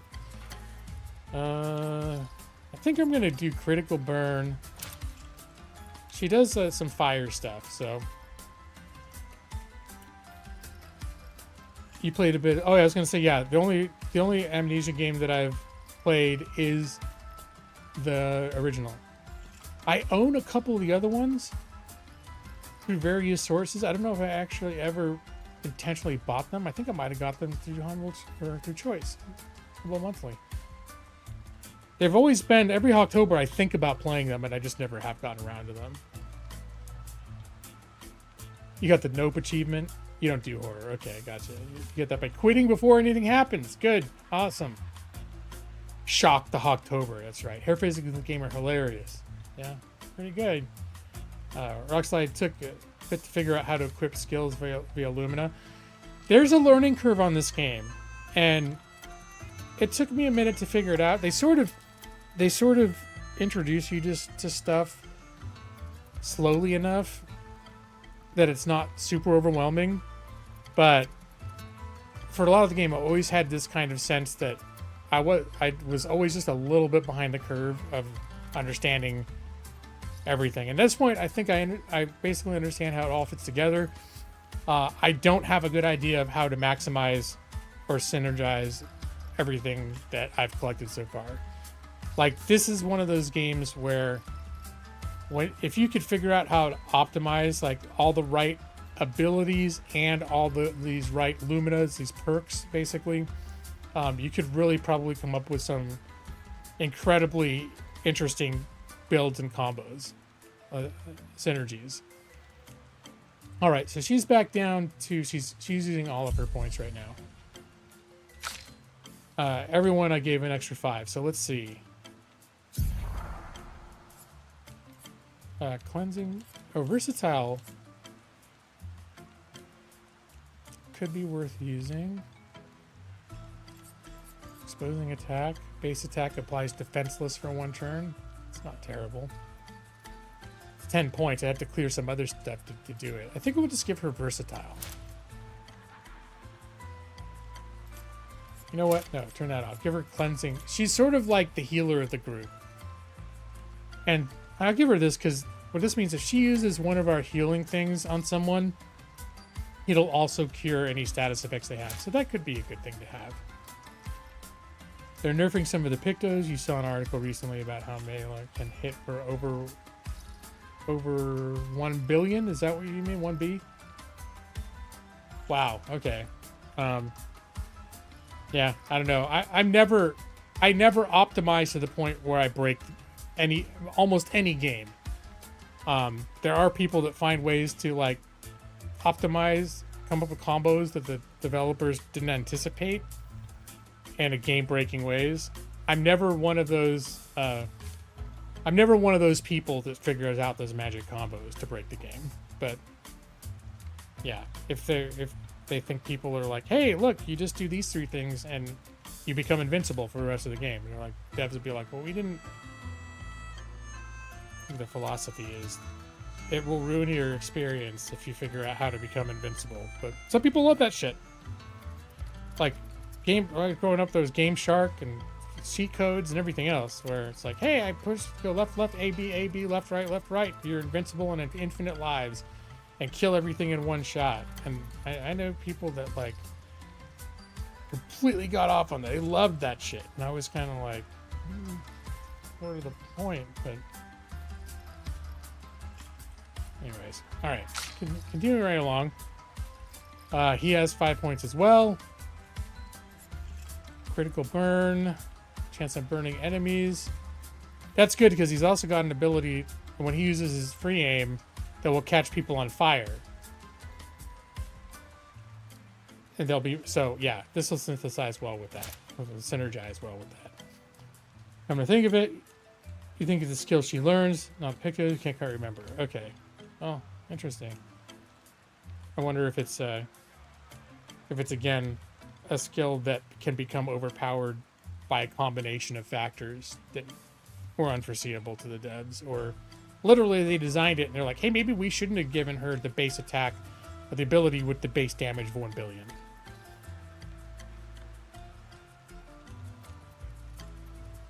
I'm gonna guess it's a way that the skill can be bolstered up through a combination of things that they didn't anticipate. All right, the whole reason I came in here in the first place is because I wanted to check out this new hot hairstyle. So we'll come over here to wardrobe. Now, right now, I like their uniforms. This is their default expedition uniforms. I think they look pretty cool. So when I found this outfit, well, you know, it's, what is it, Parisian mime? I'm not sure what that is. Sailor? I don't know. It's cute, but I think this looks more badass. Her default haircut was this. Then we got this, and I was like, oh, that's kind of cool. And then she's got Gestural. Oh, because they have sort of like those hair sticky up things. Well, you know what? She seemed, maybe for our visit to the Gestural village, we'll give her the Gestural haircut. Let's see. And then she has the, she does not have the Gestural haircut available to her. The artist haircut, I think we bought from a merchant. Apparently, for whatever reason, both of them can have this one. But hers, I kind of liked her default haircut, and I didn't want them both having the same hairstyle. So, you know, I care about these things. Gustav, I did change his hairstyle. His original hairstyle was this longer hair. If you see all the trailers and everything else, this is the hair that he has. And then I got this like ponytail thing, which I guess I can't turn him around. I got it early in the game. Wasn't a huge fan of it. But I liked it. This is sort of like his regular hair, just a little less crazy. So I decided to go with that. Male looks quite good with her hair down. I agree. That's why that was the hairstyle that I chose for her. But I like her original hairstyle too. So he also got another, basically a crimson version of the same uniform. He got that right at the beginning of the game, which I also think is cool. But okay, so this uniform that he's wearing is the last thing that his love of his life did before she died and turned into a bunch of floating rose petals, was give him this uniform that she like custom sort of put together for him. And so for me, that was a moment that connected with me and made me be like, so then some little kid gives him this like 5 minutes later, and I'm like, no, it's cool, but this is the one that makes me have the feels. Wearing this one makes me have the feels because it was a very touching moment. And then he also got this suit, which, you know, I guess it's cool if there's some occasion where I feel like it would be nice for him to be wearing a suit, I'll do that. But I think for normal operations, wearing the badass armor that the love of his life gave to him 30 seconds before she died. It has, you know, it's meaningful to me.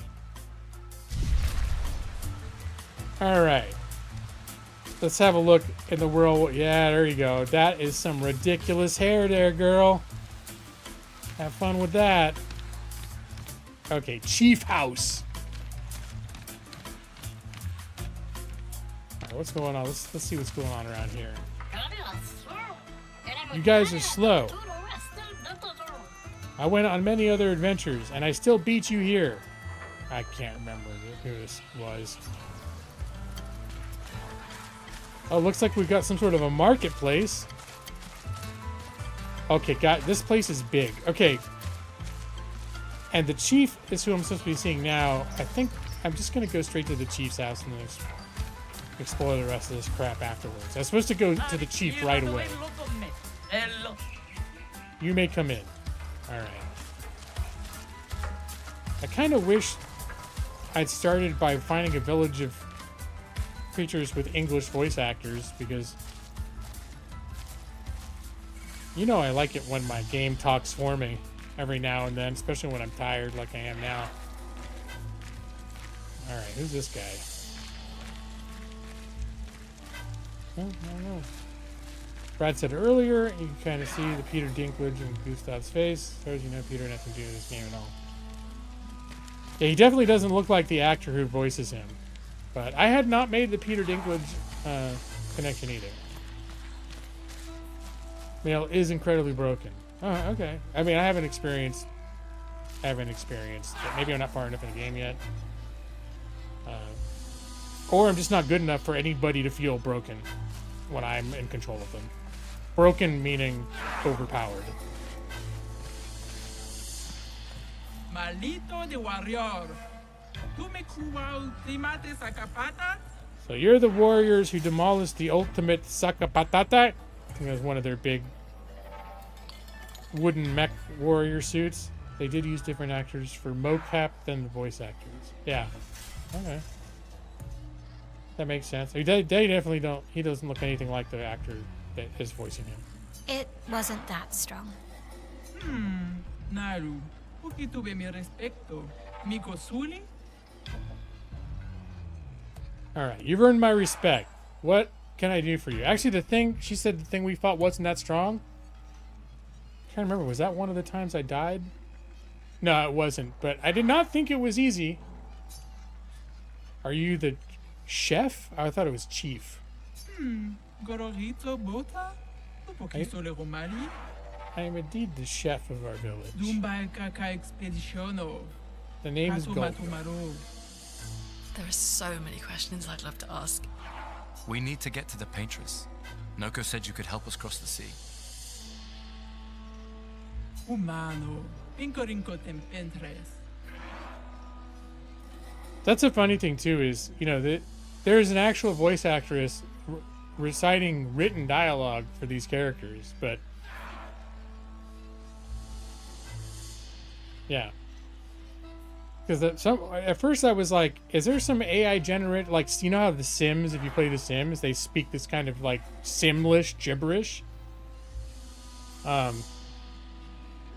I think there actually is like some sort of a intended language that they're speaking. Humans still so obsessed with the paintress. Others have passed through here. Dumba kaka expeditiono. Katu matumaro. A few expeditions every few years. Hard to keep track. You struggled a little with Sakapatata. He didn't kill you either, though. You thought I was. I think I used a bunch of my healing resources. But when I came out of it, my whole party was like right around 50% health. Like everybody had lost about half of their health. And I used a lot of like healing abilities in that battle as well. Because two of my characters have... The main guy has a self-heal, and the lady that does the healing has like a general heal. She can heal any one person. At least later, I think she'll do like multi-heals and resurrects and stuff like that, but she's not quite there yet. A few of your expeditions every few years. Hard to keep track. Gororito bota? Tu poquiso le romali? Do you not have your own boat? How did you get here in the first place? I think we teleported.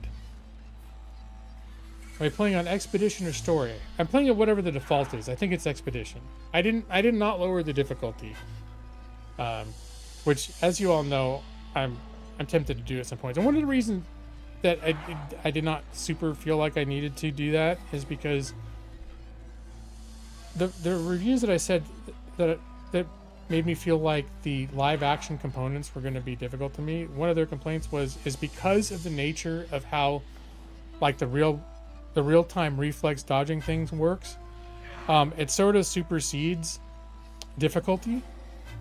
So if you're not good at it on hard, you're also going to not be good at it to the exact same degree on easy. And it's going to be frustrating to you either way. So you're either going to get on board with it or not. So, so yeah, I just decided to go with the default experience and thought if the underlying difficulty, aside from the live action twitchy, dodgy, timey thing that I'm not a huge fan of, if the rest of it's too hard, then maybe I'll consider moving it down. But yeah, I think there's sort of like two different things being hard in their own way. You have your own boat. How did you get here in the first A place? white-haired man destroyed it. That's the older guy. I guess we did come on a boat. I thought they teleported somehow, but I guess it's been a minute. I guess they did come on boats. Now that you mentioned, they came on boats, but everything got blown the hell up as soon as they got there. As soon as they landed. Surimoto priva. Me respecto. And you survived. My respect. You know him. Io sano villaggio. Willa foserito. Lofo. Alright, so whoever this person is, they're bad, maybe. Because I don't know what the big picture, what's going on. Whoever tried to kill us, one of the big twists that can happen in a thing like this is the mission we're on is actually, we don't know it, but what we're doing is actually going to fuck up. Like there's some greater evil that these things that we think they're bad, the paintress, whatever else, they're actually, the reason they're doing the things they're doing is like they're staving off the end of the world. And it's the only way they can do it. And they're trying to keep us from making it worse. And, whatever. I don't know. I was kind of like, maybe this dude, he's from a prior expedition and he's learned that we're causing it to happen. Or, whatever. I don't know what's happening. But the fact that he also attacked these guys makes me think maybe he's like legitimately a bad guy. You tried expert. You could not beat the rematch with male at the festival. So you kicked your ass. That's like a tutorial battle, right? Oh, the rematch. I think that's still basically sort of considered like the tutorial phase. Kicked your ass like a dozen times before I decided to give up. Huh. Yeah, I never go for hard mode in any game anymore. I think it's been like a decade since I actually on purpose tried to play a game on a harder than normal difficulty. I've just learned I don't enjoy that experience. Okay. Sano bibo bota. Willa foserito eskie. I just realized, hold on a sec. Okay. I just realized my my stream information was not showing. The windows got messed up. Okay, here we go.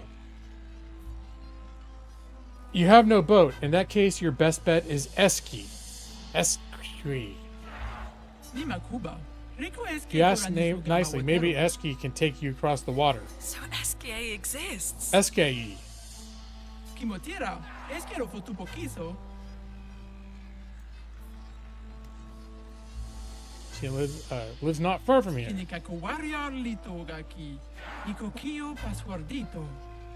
Only the greatest warriors are allowed through. You need a password. Oh, wait. Yeah, I did find a place where this big thing said you need a password to get through.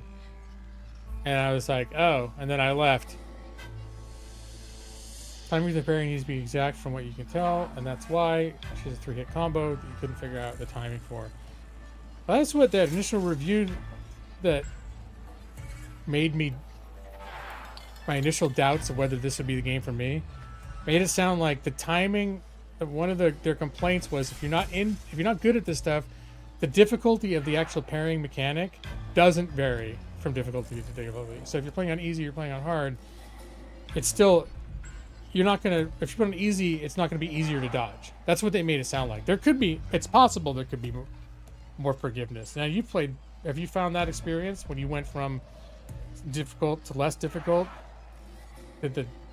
Is there more of like a window of forgiveness when it comes to the timing on that opens up? Because that was the initial reviews were making it sound like that. No, like other things get easier and harder, but the timing of the dodges is just as demanding across all difficulties.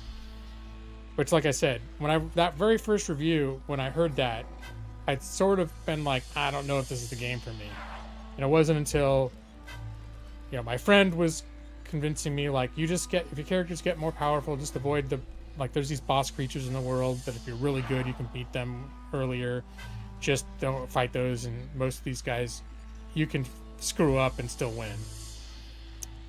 You started on a story, and yes, the timing is more forgiving. Okay, interesting. So that eliminates one of the misconceptions I had based on, I believe it was the very first review that I watched about this game. Made it sound like that was not the case, but... Alright, I need a password. Why? Esque tirarofo.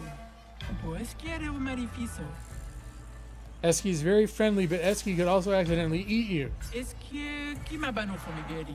Eski doesn't know its own strength sometimes. Amigis a responsibile. Kibarico que me esque.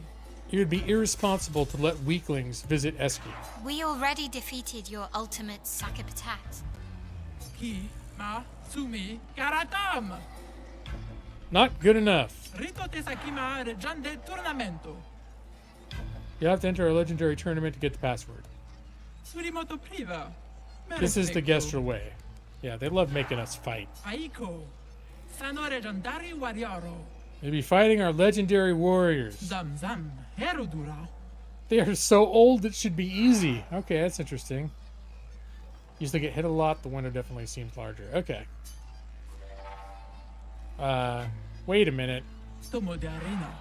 Kisore fomido de expedizione. Now I'm excited. Let's see what you can do. Look to me, stranger. Puki puki. Nisu. Oh, and you'll also fight the stranger. I don't know what that means. Yeah, that will be fun. The stranger? Zumba kaka expeditiono. Kato matumaro. Okay, enough talk. Go fight now. Malito de warrior. Tu me kuwa ultimate sakapata? You want to go to the arena directly, or do you want to beat up a few guest rolls around here first? We'll take a look around first. I mean, I saw there were shops and stuff. I don't know if I'm necessarily planning on just walking around beating people up, but something tells me it's probably gonna end up happening anyways. Io sano villaggio. Arena's on the other side of the village when you're ready.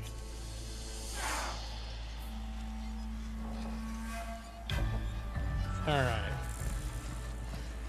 Oh, and you can switch what character you're controlling at any time, which is kind of a cool thing. And it doesn't make a difference. Like, it's not like it's really just sort of cosmetically who you want to be. I like her because when you do the sprint on her, she floats, which I think is kind of cool. Especially certain areas you're in, it just looks really cool if she's like drifting around.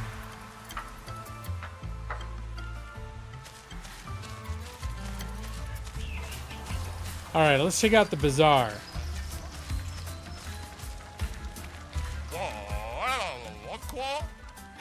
Expeditioners who haven't died yet. Incredible. Our expeditions have quite the reputation preceding us as the groups that just come here and die. You might have what it takes to triumph over most dangerous of Neverons. I think Neverons are like actual monsters? I don't know. I'm still not getting... We fought plenty of dangerous Neverons already. But have you fought the chromatic Neverons? They have terrible strength and a powerful aura. They wiped out entire expeditions on their own. So naturally, we wanted to fight them too, but many Gestrels have gotten squashed. If you two yearn for glorious battles, then seek out these chromatic Neverons. Hunt them all! It's a little Pokemon reference there.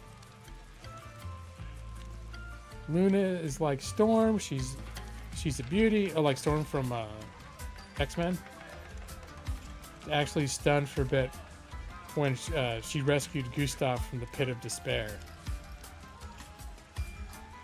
I really like all the characters so far.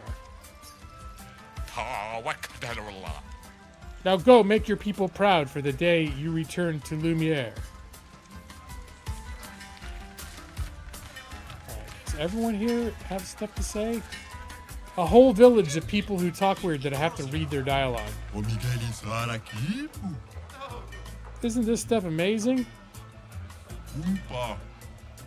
No, it's useless. Okay, the two guesses arguing. At first it's amazing, then it's useless. Alright, have a good day. Pleasure doing business. I don't exactly know what that exchange is about, but we'll see. I think a beatdown is in order. Oh, hello, good humans. How do you do? Enjoying the Gestural Bazaar? It's okay. Great. I'm glad our eagerness for battle hasn't scared you away. Why are you desperate for clients? Oh, no. I have plenty of clients. They're just dead. Anyway, I have some useful items for you. For us. Yes, whether it's weapons or pictos, I cater to your every need. My name is Jujubri, and I proudly announce that the expedition shop is back in business. Yeah, I guess you find some new expeditions that aren't dead yet, and that's your business. All right, so I got 15,000. Oh, and then you have an option. Okay, so these guys are the merchants in this world, and I think each one of their options is you can fight them, and if you beat them in battle, it'll unlock the ability to, or unlock a special item that you can buy from them. So let's see, Chroma Catalyst. This is how you upgrade weapons. This is also how you upgrade weapons. The Color of Lumina is how you add Lumina points. Recoat are what you can use for respecs. I didn't realize, I picked up a bunch of these in the world. I didn't realize if you buy them, they cost 10,000. And I didn't realize, but he has a limited number of these items. So I'm thinking, critical moment. Thinking I should be spending my money when I'm with these guys to get some of these things because they have limited stock.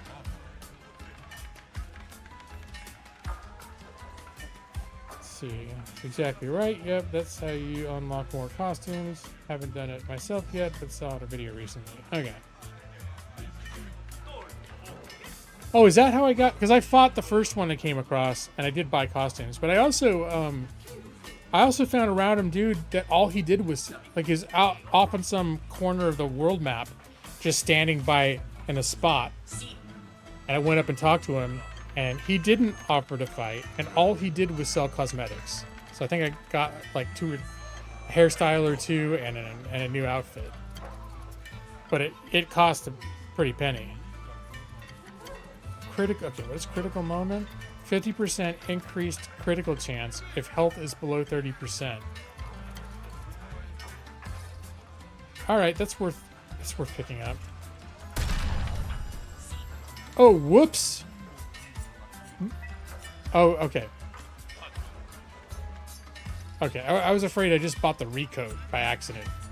But it just highlighted the recoat red because I can no longer afford it. Okay, I'm going to fight the merchant and see if I can beat him, and if so, what is he selling? Before I go splurging on all this other stuff, it'd be nice to know what all is on the menu.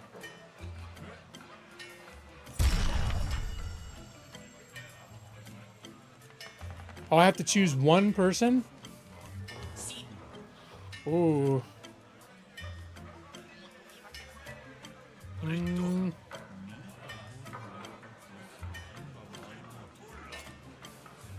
It's kind of tough.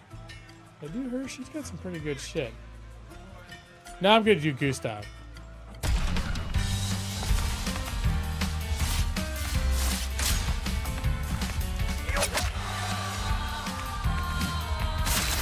So coming out the gates, I immediately get hit by something. Wow, that audio is looking really loud. Let me know if I need to turn that down. Suddenly it's looking super loud.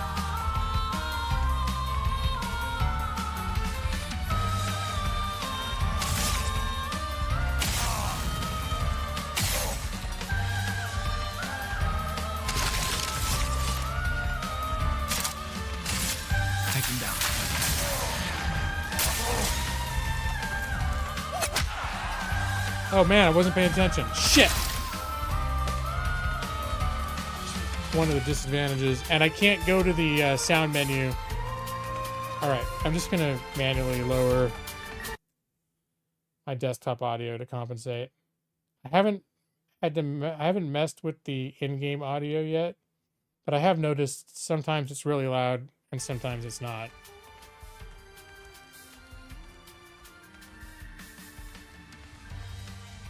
Alright, well, I'm already in need of a heal. Because I haven't been paying attention to my dodges.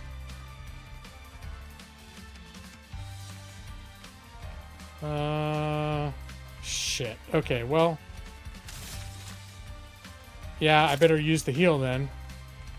Alright, I need to start paying attention to, it's really, I think it's when I'm streaming and it's turn-based, there's some part of me that instinctively thinks I don't need to be, that I could be just like looking over a chat. And that's not the case. You like it when I don't dodge? It's actually, for gameplay purposes, it's a real problem if you don't dodge. I can win.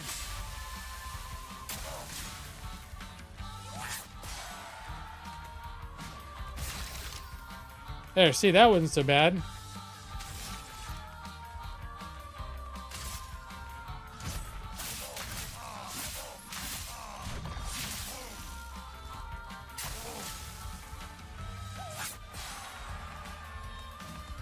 See? I'm not that bad at it if I'm paying attention.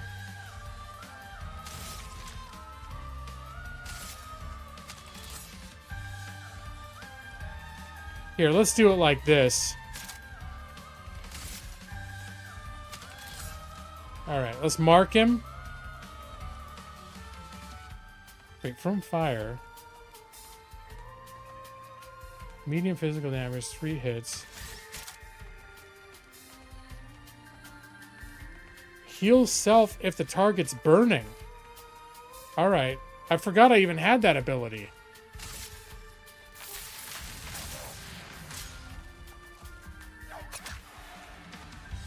Ow.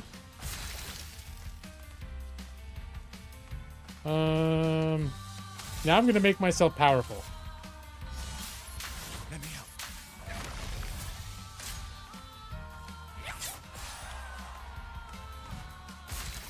And now, he's marked, and I'm powerful, and I've built up... Oh no, I don't have enough to do the lightning charge. Son of a bitch. I thought I had the perfect combination of factors to fuck this guy up. But I don't have enough ability points to pull it off.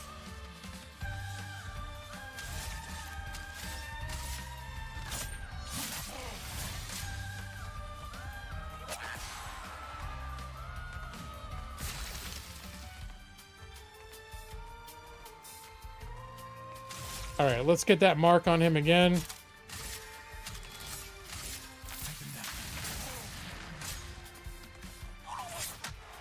Ouch. Missed timing on that one. Alright, now I got the powerful. I got the overcharge. The top one, Lumiere Assault, builds up an overcharge currency that is now 10 out of 10. And now if I use overcharge, it's going to lightning the shit out of this guy. For those who come after.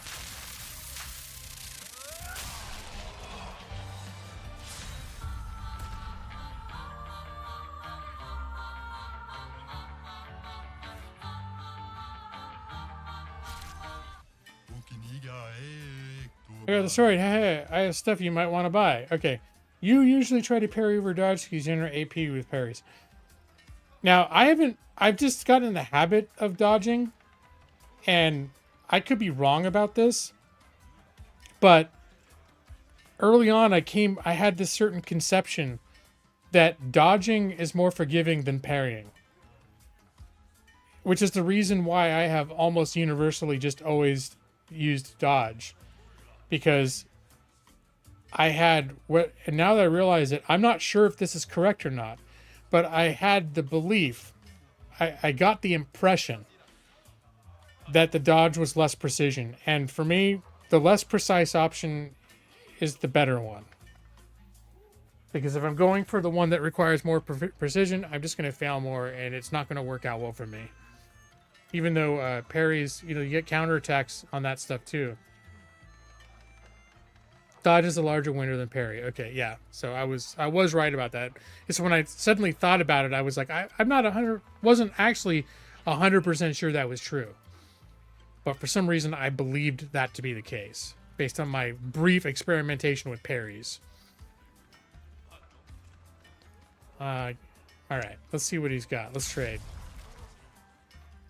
Oh, no. Okay, he's got another weapon. A level 5 weapon. It's got a different element than I've seen before. I'm going to buy it. And I think I'm going to buy... I'm going to spend the rest... I'm going to get all of his color of Lumina. And both of these things are his. And the chromic catalyst we have a ton of. All right, I'm pleased with this. I hope there's not a whole bunch more merchants. Now that I think about it, I might have just blown all my money and there's more to buy. Let's see who... Is that a weapon for Gustav?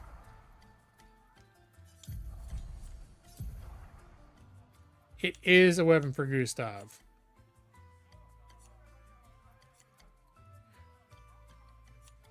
I don't know what that element is, but that could end up being helpful later. And then each weapon is, you say it says defense and agility, C and B. That means that if you're, the higher you have of those stats, defense and agility are two of the stats that you can have. The higher you are in those stats, that will contribute to the weapon. So that's another thing to take in consideration. So right now he's using this weapon called Lanceram that gets boosted a lot by agility, a little less by his defense score. If I switch to the other one, or if I, or the one he's wearing is vitality and agility. But so if I switch the weapons, it's going to switch which scores. And this one, actually, Lanceram, I have a high vitality, and vitality is one of the things that influences the damage on this. So this is probably the best weapon for me to use, at least for now. You messed up on the name. That's light, I'm pretty sure. Okay, that makes sense. If I come across stuff that's weak to light, I'll consider switching. All right, now let's see. Now let's go 2 steps into Bazaar and see all the shit that I can't afford now because I blew all my money at the first vendor that I saw. I'm hoping there's not a ton of vendors. I want to get stuff, but I got nothing to trade. What's the currency here? Barter, no currency, okay? You can trade chroma, though, which is basically the currency of this world. What use do you have for chroma? We make chroma offerings to the sacred river. Part of the rebirth process. All right. Because we Gestrels can resurrect at the sacred river. You guys knew that, right? Yeah, sure. All right. Didn't know that. You little guy.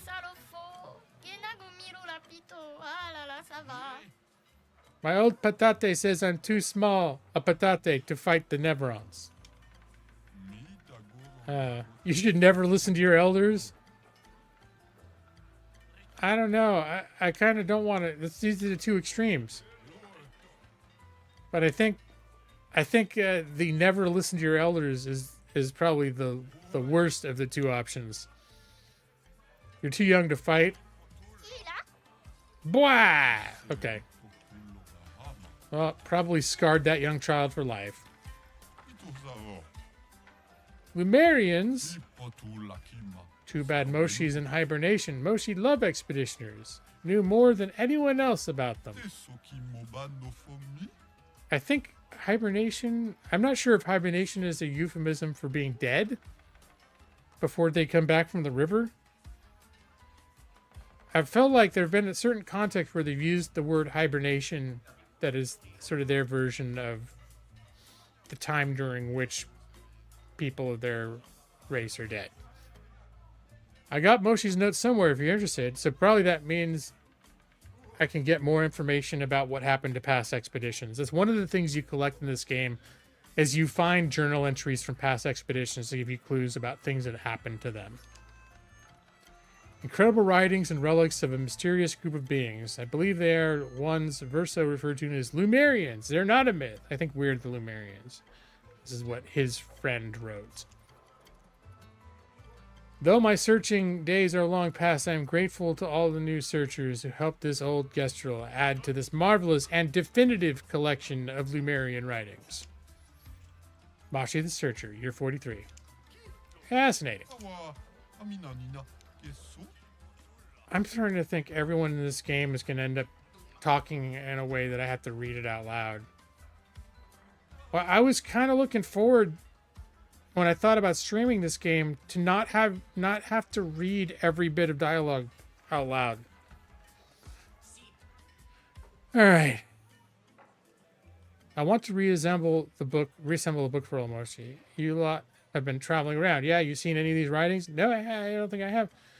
But apparently I got a new new collectibles task in the background. Find old Moshi's writings, right? Oh, I did have expedition journals, but old Moshi, these are actual journals written by past expeditions. I thought old Moshi. Anyways, never mind. Yeah, I guess collecting the journals is what they mean. Fabulous. Let me copy these. If you find more, send me a copy, will you? Oh, but I'm not sure we'll be back anytime soon. Or you can I think there's some fast travel once you've unlocked locations. So. Don't worry, I'll wait. All right, good. So far, I haven't come across a merchant that's selling awesome stuff that I can only look at because I blew all my money at the first merchant. That old brush over there won't trade with anyone. I wonder what that's all about. Maybe he's just a jerk. I can hear you. All right, let's see what's up with this jerk. I'm getting a little bit lost right now. I actually just lost my bearings.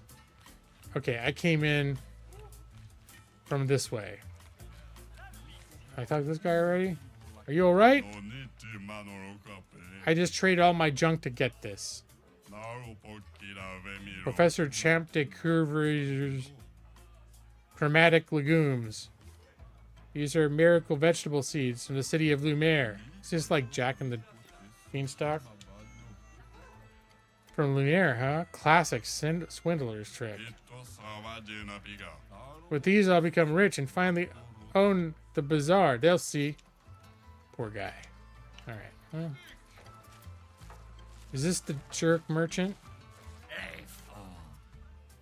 Back off my junk. I won't sell you nothing.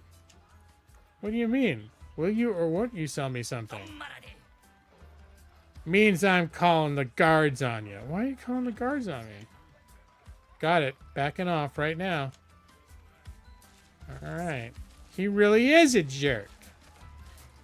I'm starting to wish less of these guys had something to say.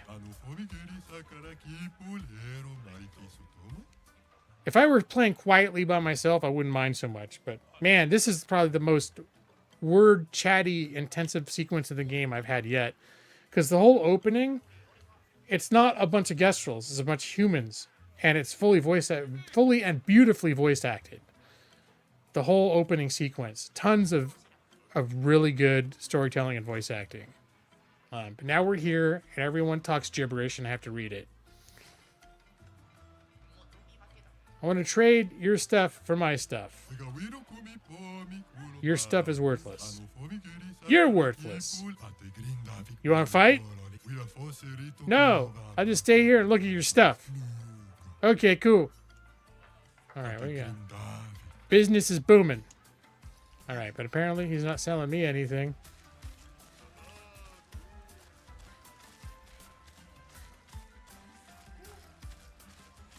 All right, who's this big guy? Welcome. You humans might be interested in a very special weapon, Excalibur. The sword that surpasses all swords and shoots lasers. I don't remember that part of the Legend of Excalibur.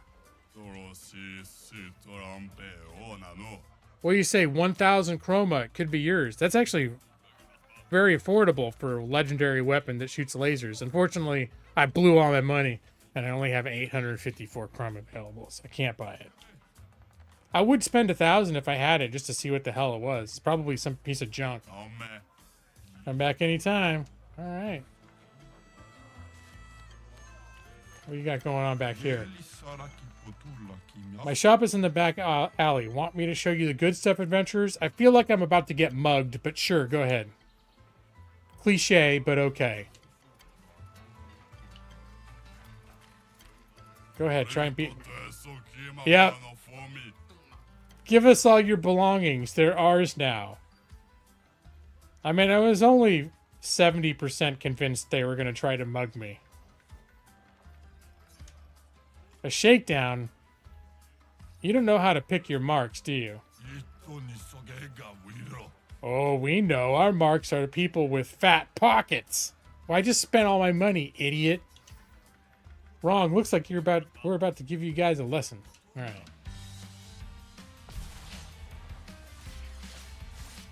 On me.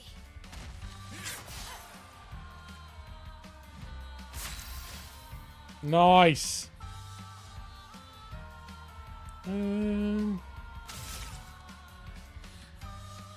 We'll start with a nice offensive switch.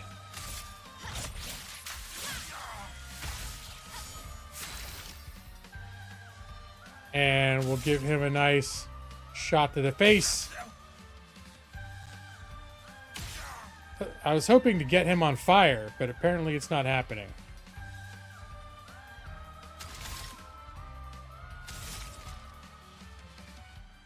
So let's make everybody powerful for 3 turns.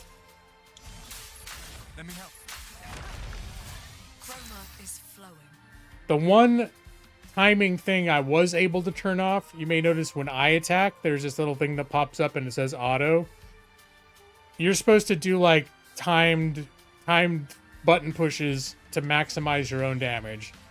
It lets you turn that off to do it automatically. So I'll take what I can get. All right. Rock slide. Yeah, we'll start with a heavy hitter. I think rock slide is earth damage, and it can break him. Quake in fear.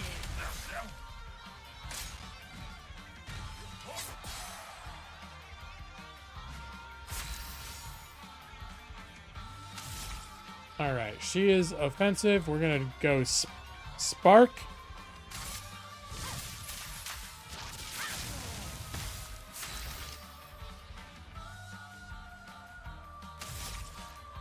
Let's do a marking shot on this guy. Take him down. Chroma is flowing.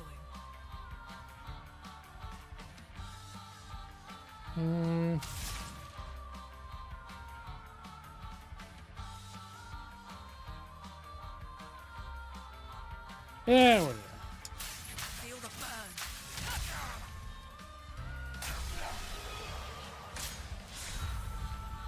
And he was killed by the burn effect.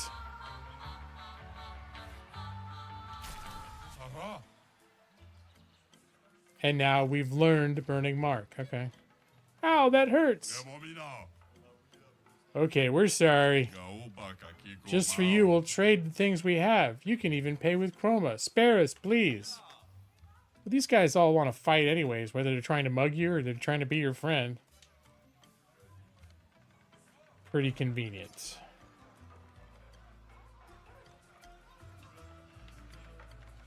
Well, now can I buy stuff from him? Take a look at our stuff, strong one.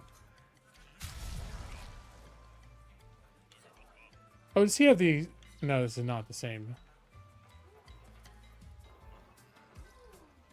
Alright. Oh, healing mark. Recover 25% health on hitting a marked enemy once per turn. That's really good. I mean, it's going to be a while before I can afford it, but that's really good. I wish I could sell stuff. I don't think you can actually sell in this game.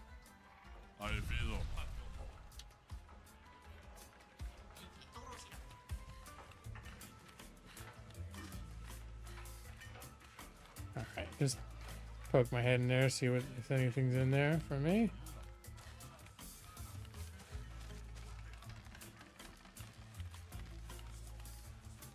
Wow, this village though, it's kind of like it got a lot of shit going on. And a lot of these guys with a lot of words. Work, work, work. What are you working on? Shut up. Great talk. I need to do it faster. What are you building? Okay, I guess. Alright, at least these guys don't have a ton to say. You get lost in here a little bit. It's got more, it's bigger than I was expecting. It's like the size of Ogrimmar from World of Warcraft. Maybe not, but feels huge. Hey, you. What about the arm?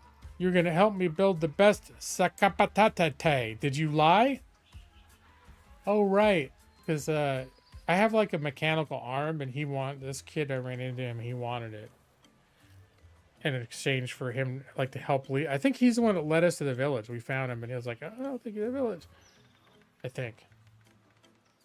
And I said, "I'm not going to give you my arm, but we'll help you build one of your things." I didn't intentionally lie. I think we're going to help if we can. Hello again. I meant to thank you for guiding us to the village. Kame Karatome. Are you going to help me or what? That depends.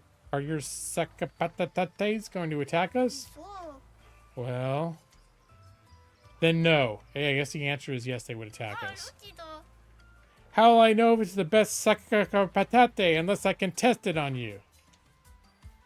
Good point. All right, how can I help? You try to kill me afterwards. That's fine. This shall be my greatest endeavor.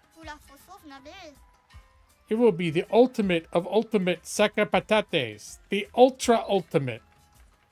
Ooh, I respect your ambition. You already have something in mind? Something that will make it ultra ultimate? Yes, earth-shattering explosive cannons. I think the last one I fought had cannons, though. And I still beat it. But I'm stuck. Explosions are not very explosive. Sounds like you need better gunpowder. Oh? I could see it during our fight, too. You definitely need something stronger. I think he was the guy with the... He was the guy with the cannons. He was in the big suit. Okay. Luckily, I know just the thing. It's not only more powerful, it's also easy to carry. I don't know what I'm talking about. You want mushroom spores, the blue kind. We cultivated them in Lumiere. They have quite a lot of interesting uses. So that's character knowledge that I did not have. That is great. Where can I get some? Oh, maybe is he the one that's telling me? I'm losing track of who the fuck's saying what. Alright, I need to find explosive things. You guys, I'm looking for a cabin with a big body of water. Okay, gotcha. Now you little motor mouths are getting a little bit too much for you. It's too many words, you guys. I think it's a pun on a sack of potatoes. The name I keep saying over and over again, and botching on half on purpose and half because I don't know how to say it. And hello, Keith. How you doing, man? Good to see you. All right, what's this guy doing? Hey, expeditioners, want to help build the next model of sack of potatoes? Okay, sack of potatoes. Yeah, it sounds like fun. It is. Hey, hey. All right, whatever. What are you doing? This Kestrel looks very depressed. What are you doing?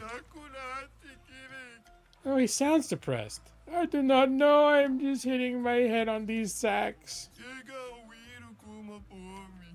I'm designing a new defensive attachment for the next Sakapatate. But I feel like I'm not that great at it. Don't be too hard on yourself. Kestrels seem more excited by attacking than defending. I fear you are right. The shield design wasn't even our idea. We stole it from previous expeditioners. It may be an impossible job for me alone. You can do it. Believe in yourself. Right. Just need to figure out an attack plan. We'll try it out on Neverons for breakfast. There you go. Not that we eat Neverons, of course. It is merely an expression. Thank you, humans. I'm feeling better already. Stop talking, dude. I've gotten more support from you in the past few minutes than the boss has ever given me in his lifetime. How can I repay you? Just stop talking. Don't worry about it. There, you've already repaid me. A beautiful currency of silence. And yet I'm running around here just talking to anybody. All right, here, this guy I'm gonna talk to you. There's like 500 little these fuckers just, they all blabbermouths. They all have too much to say. Gestral Kid 1. They can't even give him a real name. Like, we want to make this village feel well populated. So we're going to put 500 of these people in here, and all of them are going to have extensive dialogue. They're building new Saka Patatas. Can't wait to see what they come up with. Gestral Kid 2. I heard the new ones have laser cannons. And a void sword. Can you imagine? That's great. But could they make sure these Saka Patatas only attack Neverons? No, it should attack Gestrals too, so we can fight it. And I just love to fight. That's a good idea. Let's tell them that. Fight, fight, fight. No wonder Gestrals has survived this long. Alright, what's this big guy doing? Oh, I think this might be the merchant I've already met. Is he a traveling merchant? I could sell stuff. You got Chromo, yeah? I mean, he just looks like the other guy that I found. Find an expeditioner. Find a missing expeditioner to unlock this item in the shop. No, this is a new guy. Saka Patate? An outfit for Gustav. A haircut for Gustav. I mean, it's all cool, but I don't... When I have 15 or 20,000 of these things, that's when I buy this stuff. When it's all my money, I don't. Let me this job. Alright.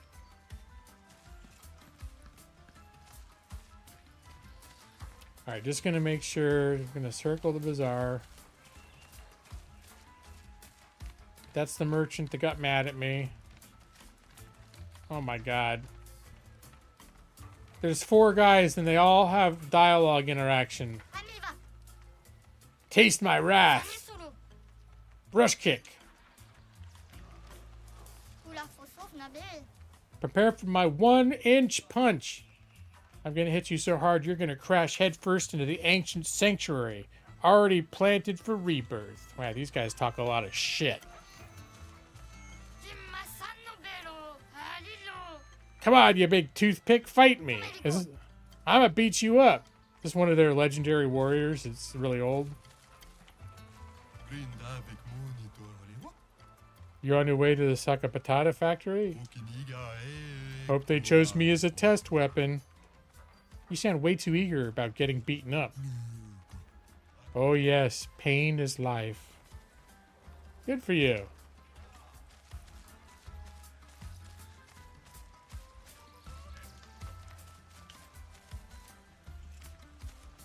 Oh, the arena... Okay, I'm seeing the arena is that way.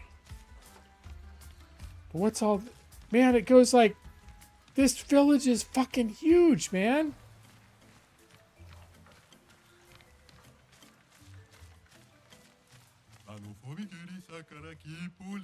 I like looking at the ground all day. Whatever floats your boat. I don't have a boat. Never mind. Alright. Yep. But this guy's got something... Yeah, he sure does. Got something to say. It's more of a metropolis than a town. I'm so tall now. I guess I'll die soon. What? Die? You seem excited. Yeah, I can't wait to become a tree. Is it that is okay, I'm not gonna ask. So I guess those were really dead Gestrels back there. If I'm lucky, I'll become a weapon for Sakapatate. Yeah, it seems like a great honor. So wait, these guys, the armor suits I've been fighting, have they actually been like these guys growing real big and then being recycled? I don't even know. I don't know. I don't understand half of what these things are or what they're doing.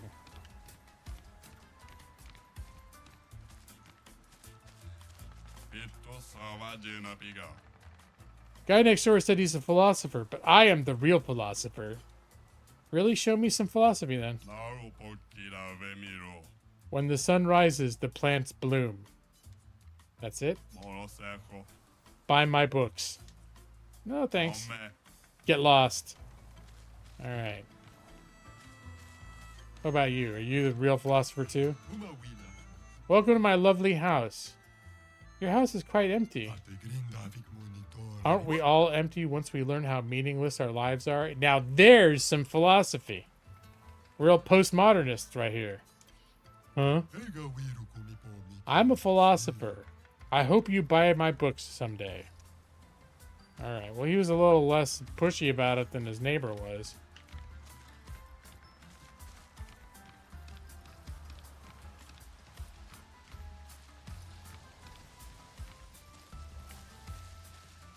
Turn back.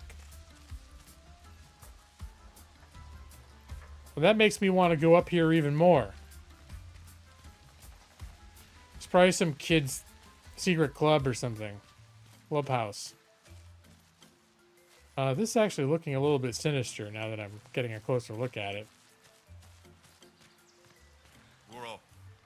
This is a sacred place. We saw this door before.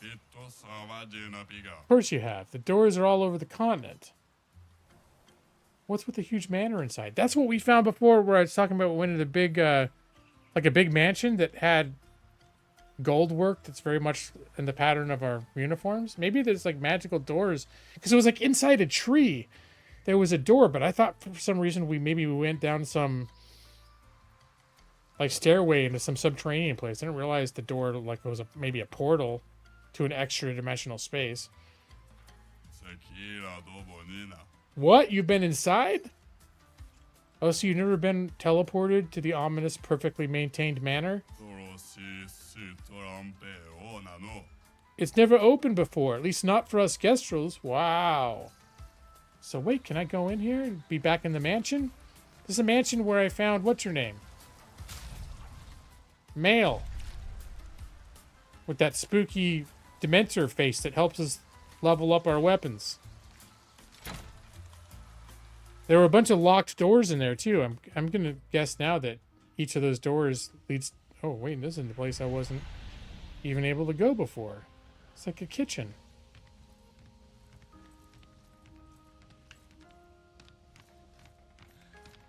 Wondering if this is gonna end up being sort of like a home base for us. It's a real nice place. Ooh, what was that? Did I open like a secret door? That did something.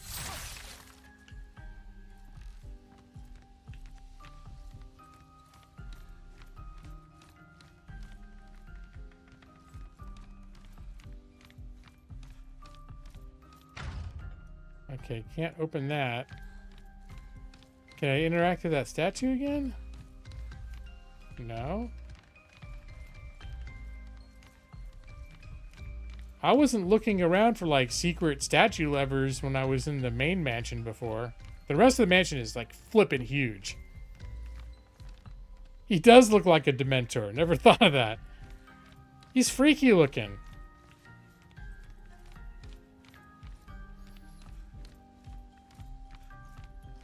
Alright, maybe check the clock.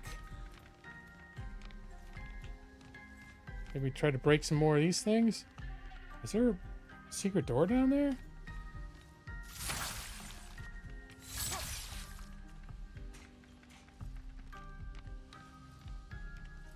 All right. I feel like there's more going on in this room that I'm missing. I'm gonna go stick my nose in every nook and cranny to see if there's more secrets to mess with. Windows, every wall. The grandfather clock seemed like that would have been a good opportunity for, like, say, oh, you set the like the hands to a certain pattern and it opens the trapdoor to the level below or whatever. Oh, what's this? I did find another secret. Did that open up the trapdoor? It opened up more of the trapdoor. It's more open now. Okay. I'm on to something here, guys. What was that I just... Okay, it was like the candelabra on the table? Alright, so it's got to be... This is making me think there is enough of some kind of triggers in this room to be able to progress further. Let's make sure that didn't unlock the door. It didn't.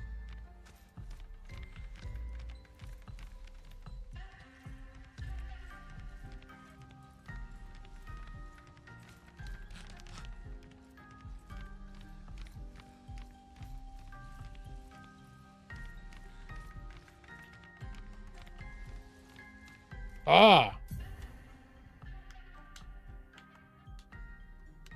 Okay, I don't know what just happened.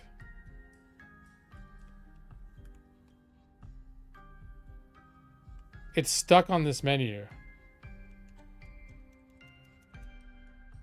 Oh, my controller just died. Is that it? I think my controller just died.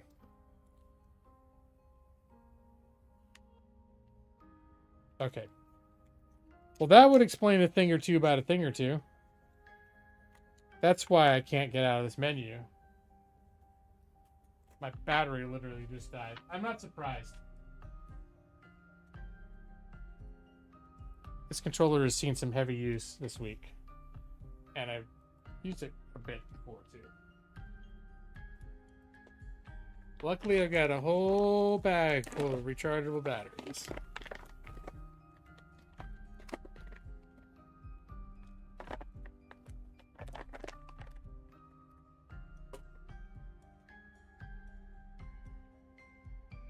Alright.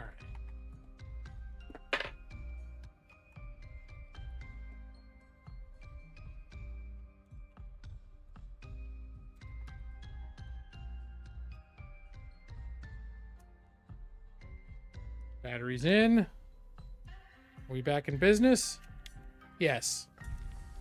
Alright, let's try this again. There we go.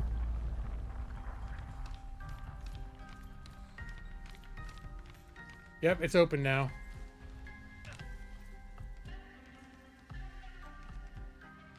Alright, this is looking like a less, is that one of those dead guys over there? That's weird.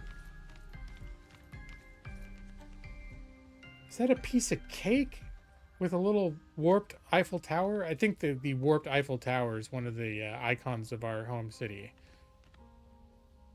But this is just a weird thing to find down here. One of those wooden guys came in here and did he gluttonize himself to death? The candle on the cake is still lit too. It's a little bit disturbing.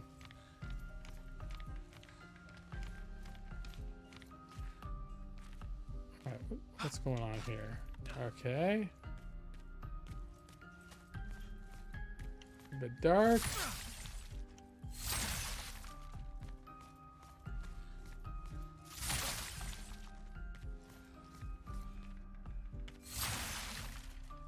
Hey, look at that. Nice. Use a camp to upgrade energy tint.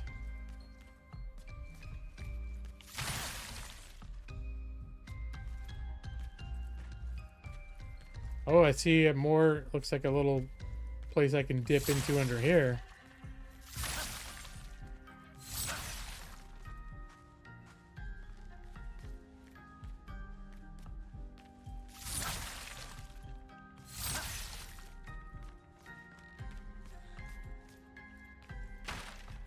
Alright, I see the stairs going up, but oh, there's something hidden in here.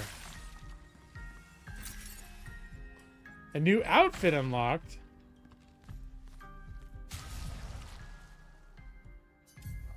It looked like it was for male. Like a new hairdo. Rebellious. How's that different than artist? Rebellious is actually looks kind of cool. And she's the only one that can use it. But I think I'm gonna, as long as we're doing the Gestral village, I like Rebellious. I think after we're done in the village, I'm gonna give her this haircut. Yep. But for now, we're gonna keep it like this in honor of our hosts. With their silly heads and their way too many words for me to read.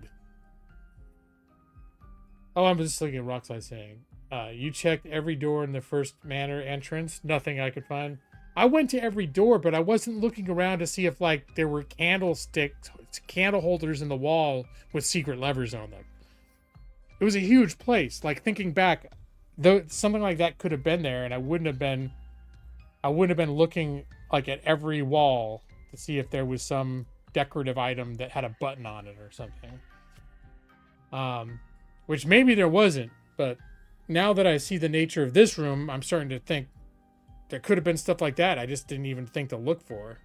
Because I sort of found this by accident. It was a small room with a bunch of clutter in it, and just running around, I'd see like the X interaction thing would pop up. The main manor is like huge. And wide open. I guess the manor is a liminal space you can visit the game's version of the back rooms. Yeah. It's like a TARDIS or something. Yeah. Or whatever. Maybe the TARDIS isn't a liminal space.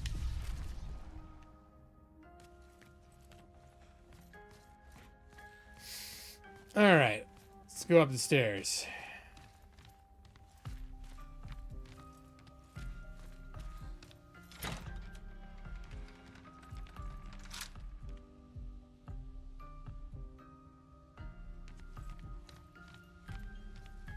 You know what I'm really angry about, though? That EV23 hasn't been talking in the chat. What's all this about? Moving? Being stressful? I just realized Evie hasn't been participating in chat for a long time. I know she warned me about this, but I'm still mad about it. This picture looks like it's actually a photograph of the developers.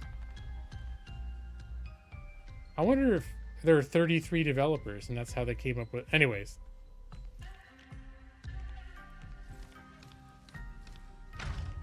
Alright, now I feel like there's going to be more secrets in here.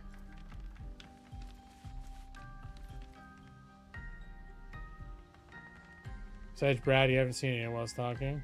There's supposedly 8 people in here. You know, I like to stack the room. Like, pack the room with my throngs of international audience.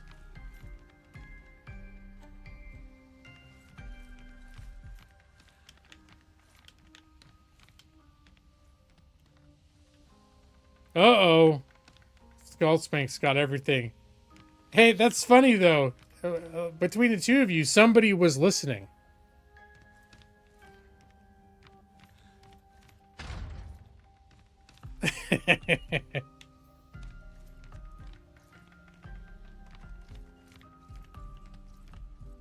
Alright.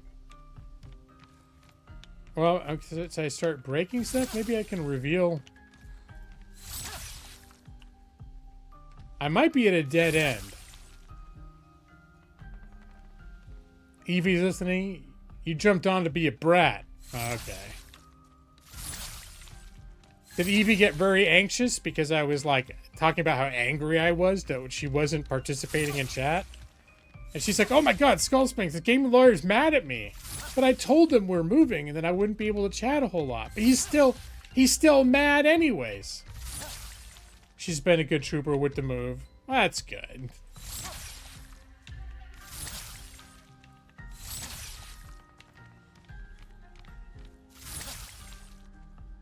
You have to find something because you can't get back out the way you came. I hadn't even thought of that, but you're right.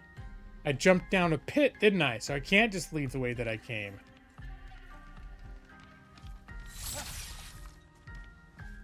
All right. That makes me feel a little claustrophobic now that you mention it, that I can't leave the way that I came.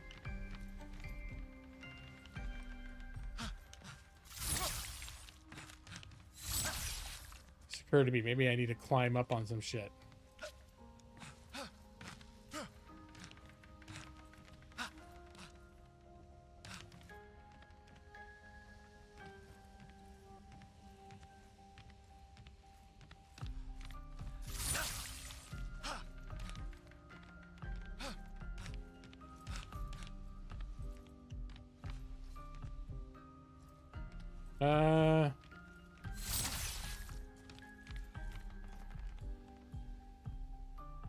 I shouldn't be scared of Santa Claus?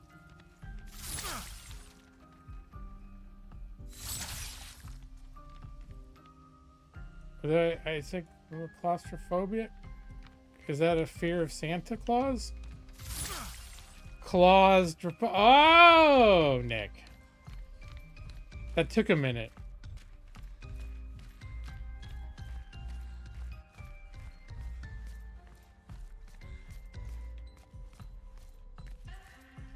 I feel like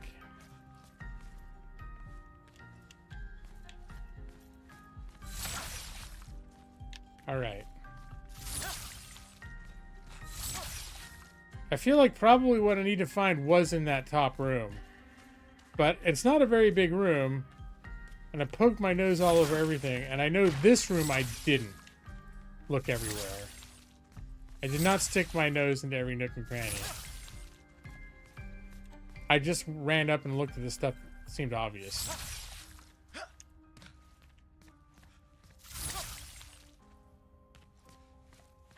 All these looks like treasure chests are making me... Okay, so literally I cannot go back the way I came. That's like I came through that little hole in the wall too. Let alone jumping down into the pit. Oh wait, no, I can go up here. Oh, what's this? Oh! Wait a minute. Oh, this is the door. Okay, so I can leave. Alright. I'm going to go back one more time, but I think maybe I've seen everything that I can see here. I don't know how I didn't even notice these stairs before.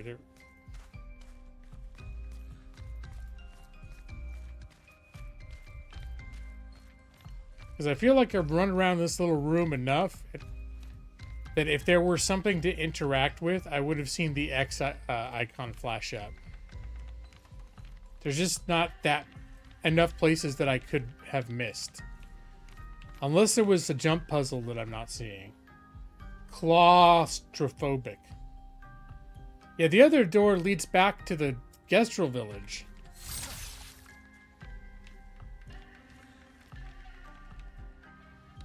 And this door, I'm sure, leads to somewhere else in the manor. But I don't think I can open it from here. Alright, I think I'm at this... I could be wrong, and there could be a way to get through there right now, but I feel like I've exhausted whatever I'm going to find in here right now. And I feel fairly certain that I haven't missed anything at this point. I feel like I was pretty thorough, but it's always possible I've missed shit. Maybe I'll figure out what it is later. Oh my god! I thought this was the way back out again. Alright, yeah, we'll do a little save. Ooh, somebody got up a level? I didn't even notice. Yeah. So...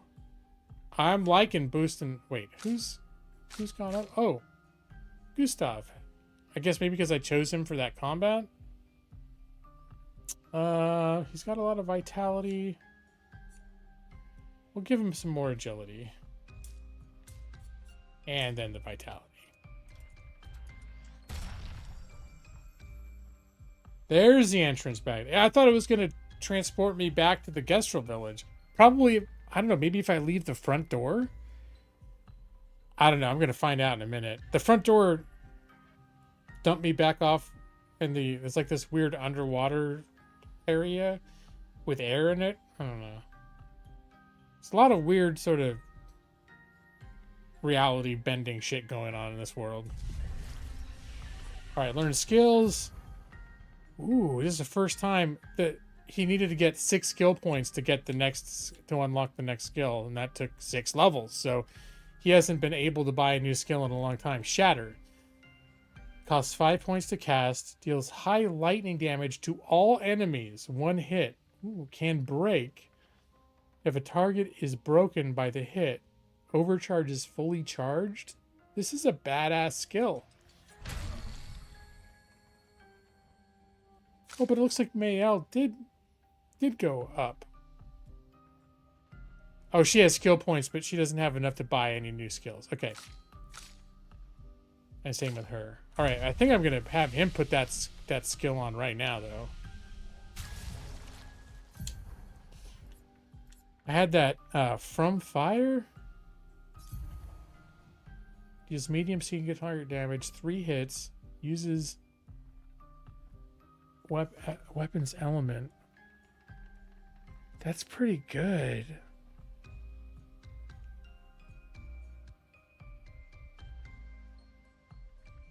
Oh, that's tough. All right, what's the other one? Shatter. Is one more trying. Does high. Oh, but this is an area. This is a group attack. I think it's good to have him have one of those. I like all of his abilities a lot, though.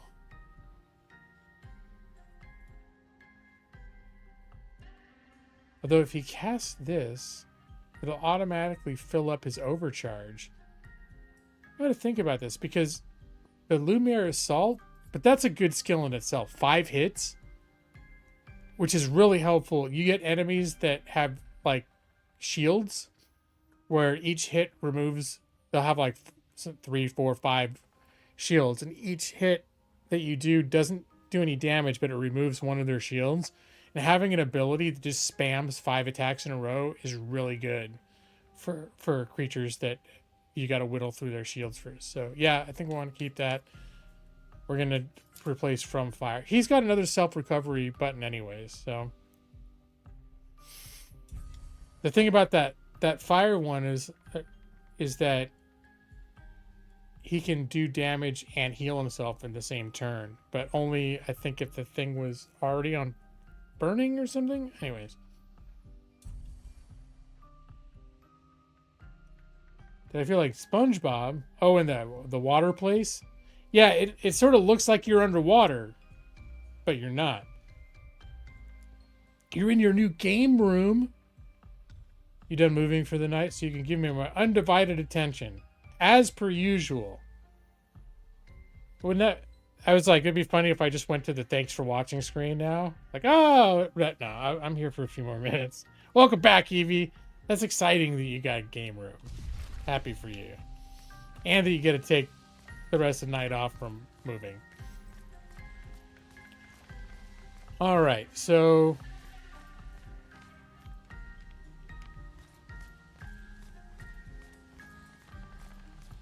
I'm guessing... if I go out here, I'm going to end up in the Gestrel village.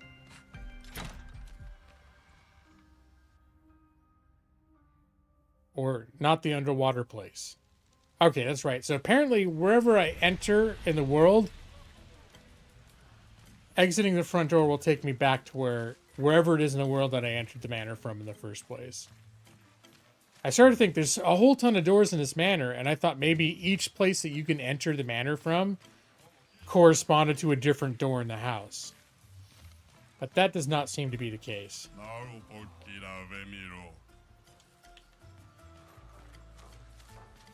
Well, that was random. I almost didn't go this way. When I see the sign turn back, I was like, it's probably going to be some sort of bullshit fight that I don't want to deal with. All right, what are these guys doing? Is this like the inn? That could still be the case. Yeah, I don't know. Yeah, the doors opening to different parts of the world, like a fast travel option. I don't know. That'd be interesting. What a fashionable ensemble. I have some stylish pieces for sale. Very a la mode. Come take a peek. Alright. What's he got? Find an expeditioner to unlock the... This is the second person that's had this. Alright. We're going to move on. This definitely is the village I'm going to have to keep revisiting for various things. This is our theater. We don't really do theater, though. We mainly just fight on stage. Why am I not surprised? Okay.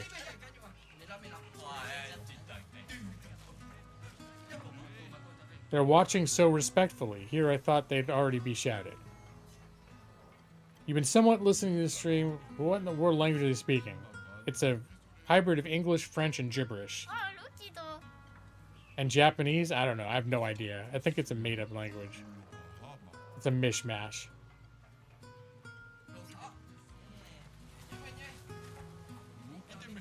Gestro. Nothing to say. Let's dance. Sure, why not? Can we dance? I'll do it. Oh, look at he's got some moves. Look at that little Humpty Dumpty go.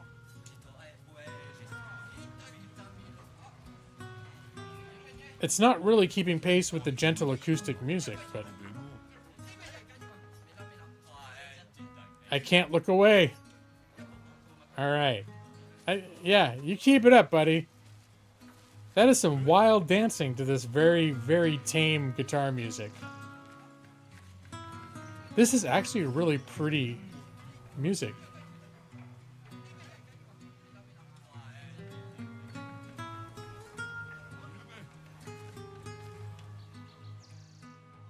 Lorien Niso.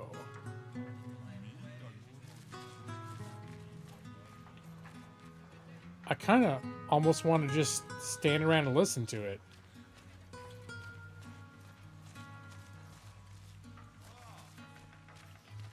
You see an item behind the curtain? Oh, yeah, I see that too. I don't know if I can get through this way. Alright, looks like maybe I can break stuff back here. Yeah.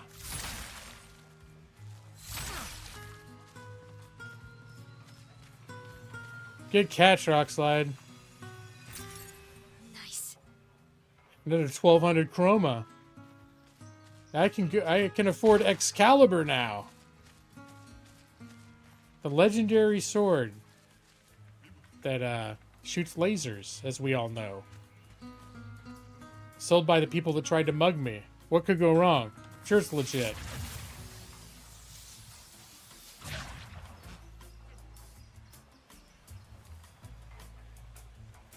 Alright, so these little rope things you're introduced to early in the game, they can be a method of traversal.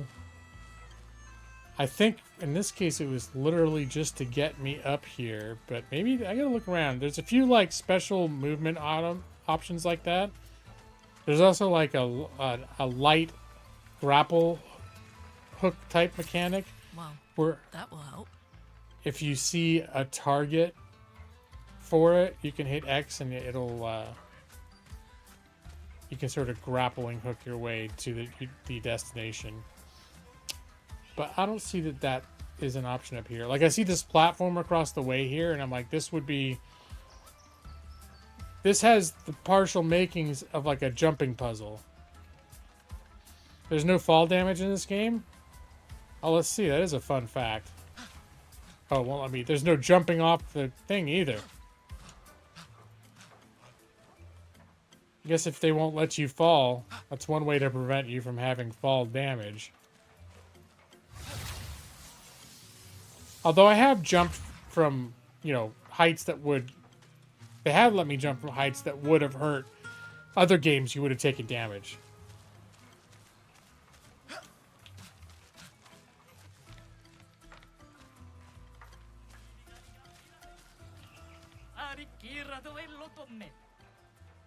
In the palm of your hand, I can read A life of fighting. And given the fact that's all these guys do, I don't know that that's such a gifted observation.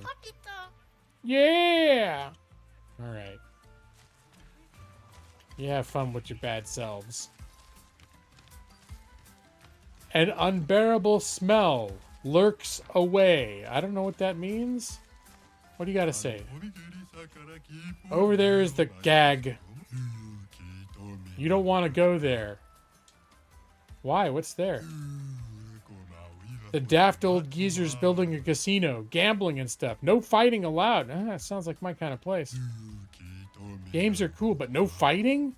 What kind of ridiculous nonsense is that? It makes me sick. These guys are funny. They're like, no fighting? What's the point? Don't worry, I'm not going to puke like right now. Maybe later, though. When you find Gestrel Beaches, I think they're called, there's an only up platforming challenge. I found one of those, and the jumping is a little bit hard to get. It's hard to it was like running along logs and jumping from one log to the next log.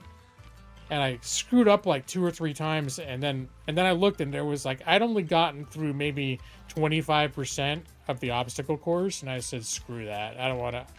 I could feel my blood pressure going up. I got to wait until I'm in the right mood. And those are the kind of challenges that I may never finish, because, I mean, I could, if I really was like, I'm going to spend a day, and I don't care if I'm pissed off for 6 hours, I'm going to get it done. I could do it. But eventually I would, either by sheer luck, get through the obstacle course.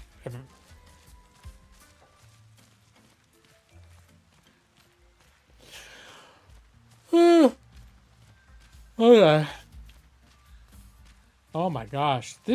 Oh, that's the casino. Well, this looks pretty posh.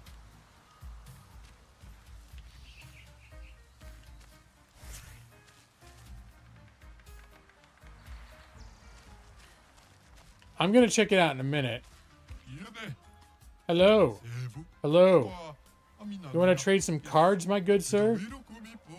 Yes, in most discreet, respectful manner, I hope. Indubitably. Alright, they got card collection here. These guys look like they're fighting. I'm going to run by them for now. I just want to get a lay of the land. And this is what I wanted to confirm. I went down there. Oh my god.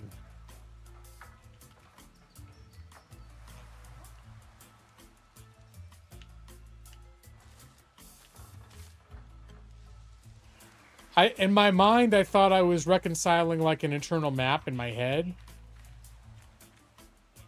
But I wasn't. I just like, if I poke my head around this corner, I should be back. I thought I would end up back here. But I was in a whole different... Alright, whatever. So maybe it was... This was the area that it met up with. He's sleeping. Can I get past him? So apparently if I can wake this guy up... Wakey, wakey!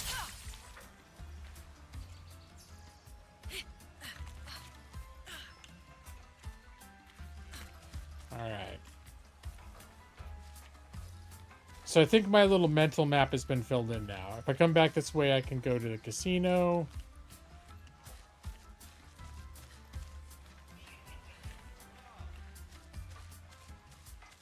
Wait, this guy's standing inside of a fire? This is fine. Is that meme? Do you see that it's like an office meme of like a dog like holding a cup of coffee surrounded by fire saying this is fine? You guys know the one I'm talking about? It pops up at work all the time. Because we feel like that a lot of the time.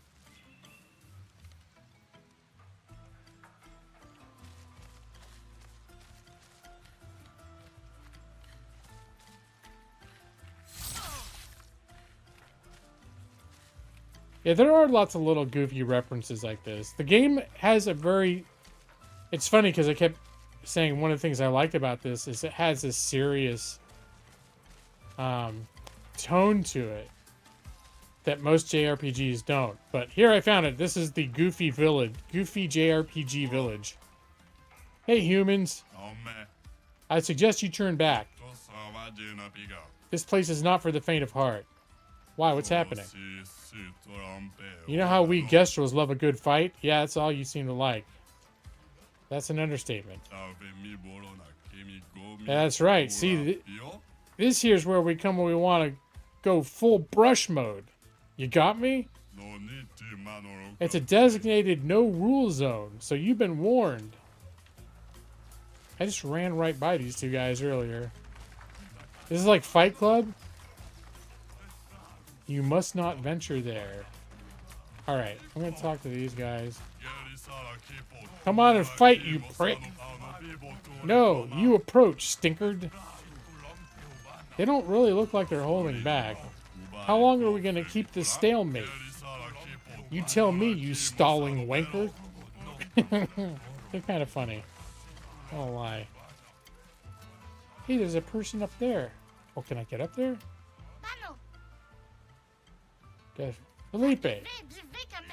I know where you're hiding. Come here so I can put you down, you brush-headed twig. Shut up. Wow, these people are really angry. Come here, you filthy brush. Bastard. Is this a place where they actually come to fight, or just, like, unrestrained talking shit?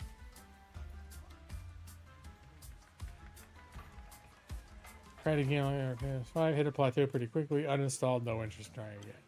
Oh, the platforming thing. Yeah.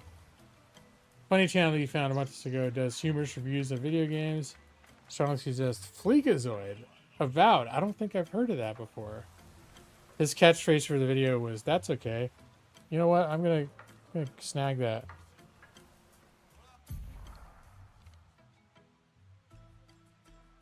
That was Fleekazoid Avowed.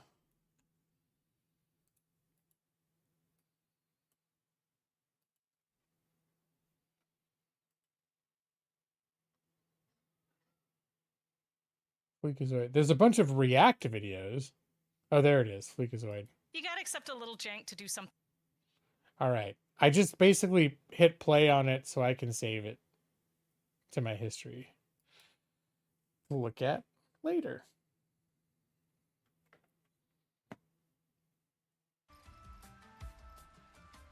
All right. And I need a sip of water.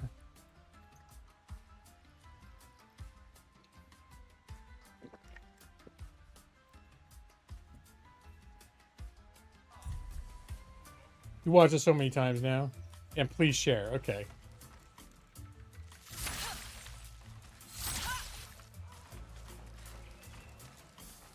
The platforms up there make me think that possibly, if I'm observant, I can find a jumping puzzle in this place. I just haven't figured out. Or there isn't one. And my mind is just creating it. But I feel like I've seen lots of ramps and like platforms above ground that could be decorative or could be like a secret place to go. All right, let's see what this guy has to say. I built all of this alone. I am classy. I am elegant, and yet they treat me like a monster. Yeah, because you're not into fighting? What kind of a sicko are you? That's impressive. You're quite the hard worker. They will never understand. One day this place will be full of casinos and everyone will listen to jazz. Right, that does sound kind of cool.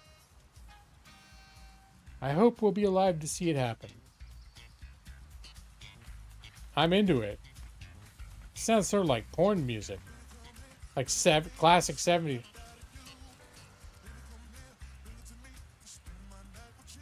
Oh, it's actual music with English lyrics.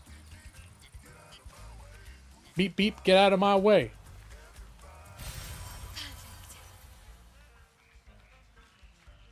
Oh, I'm digging the groovy music. Is there an actual casino where I can gamble around here? This looks like... This is really cool. All right, before I run in, I just want to make sure.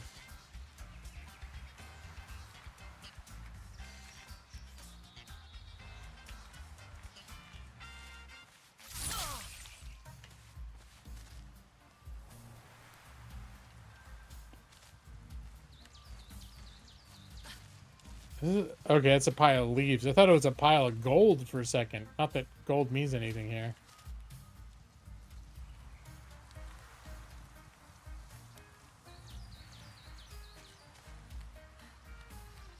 Oh, I can't. Oh, can I go in?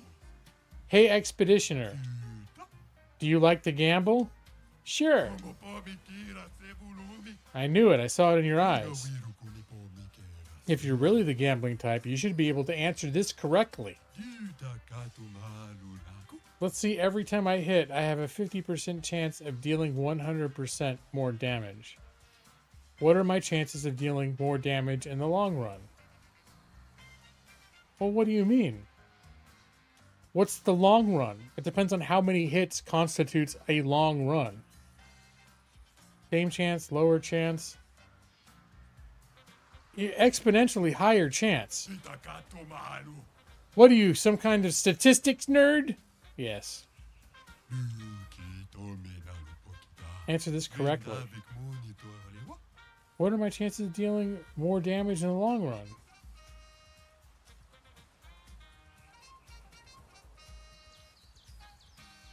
Did I not answer it correctly? Maybe I don't care?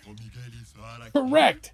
It doesn't matter because it just makes things more thrilling. There we go. You asked for 4 days in October for an anime convention with your friends, and all the days you asked off of were approved. I have to take a moment here to dramatically rip my glasses off. Here, I'm going to do it. Like, you know, in the movies when they're like, damn it, that can't be true.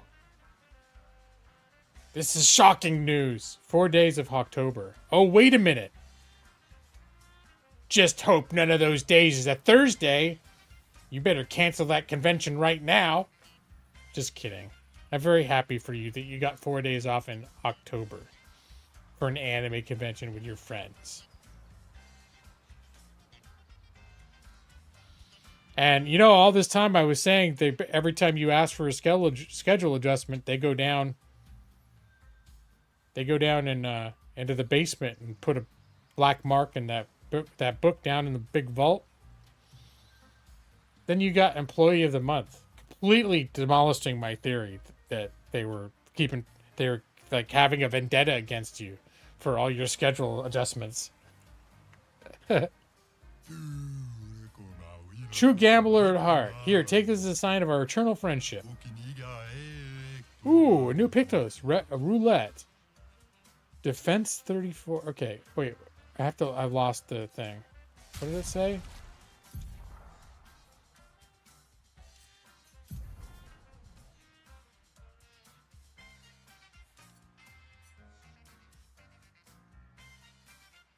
Let's see. Energizing jump. I never use jump, so screw that.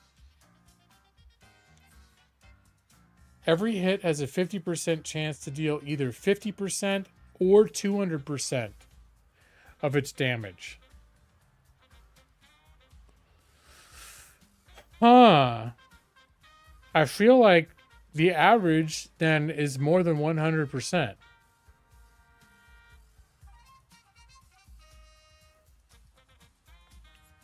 Breaker. 25% increased break damage.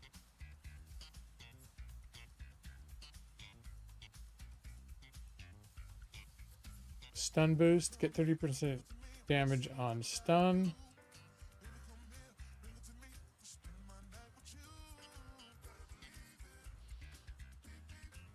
This is yeah,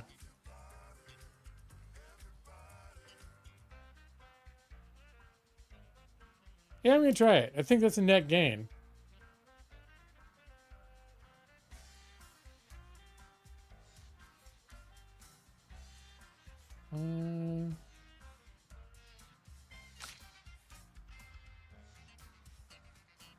Let's see if I have anyone else that has equipped a Picto that I'm less than thrilled with. She almost never uses her base attack. Exposing attacks. She also, I almost never have her do marking shots. Apply burn on a marked enemy.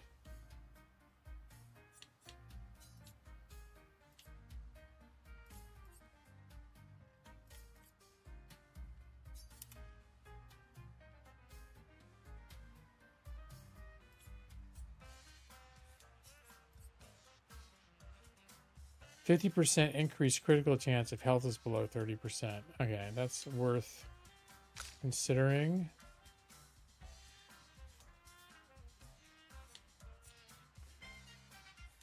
+2 AP dealing damage to a marked one. That's actually really good. I'm going to keep that on her.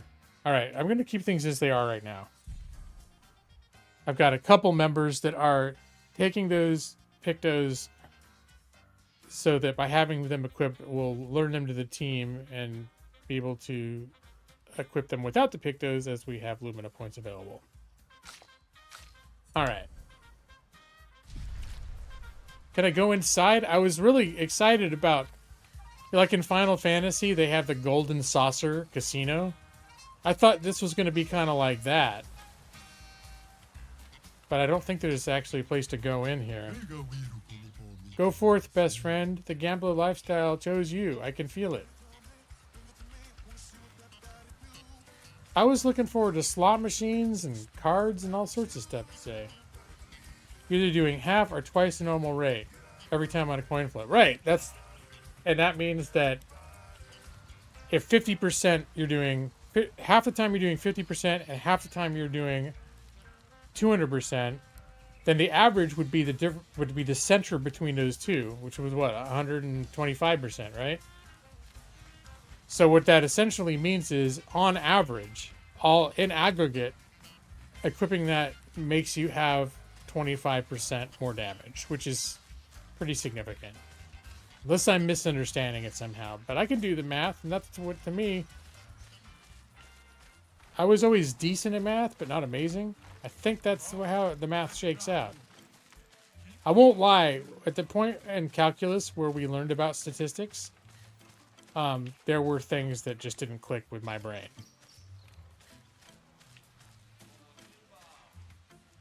Math checks out, seems like a big positive, yeah. I came to see Matthew the Colossus. I hope he's coming. Rumor is he's a mere bristle of his former self. Is this one of those, they talked about these elder warriors that are like old?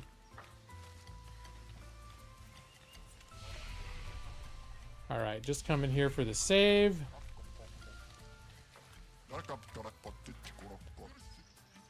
The tournament has begun. Find Limonsol if you want to sign up.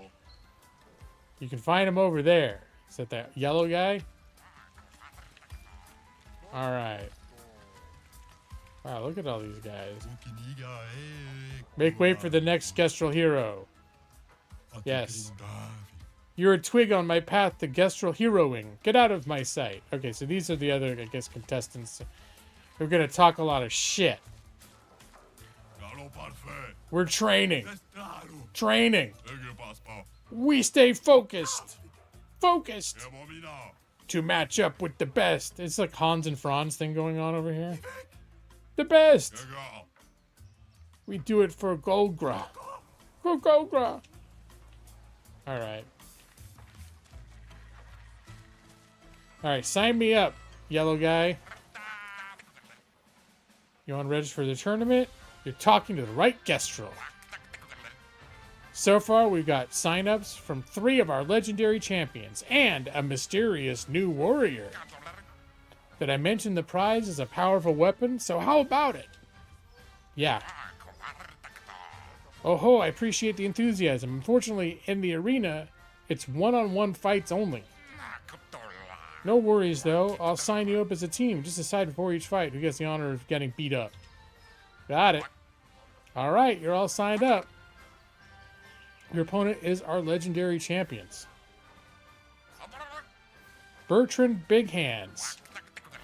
Who's going to fight? Well, let's have Gustav fight. Oh, I should have switched out to that attack and self-healing ability.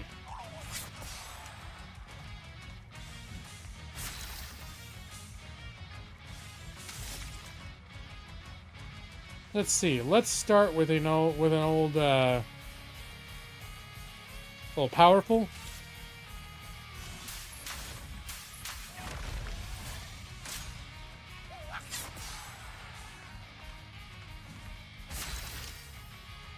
And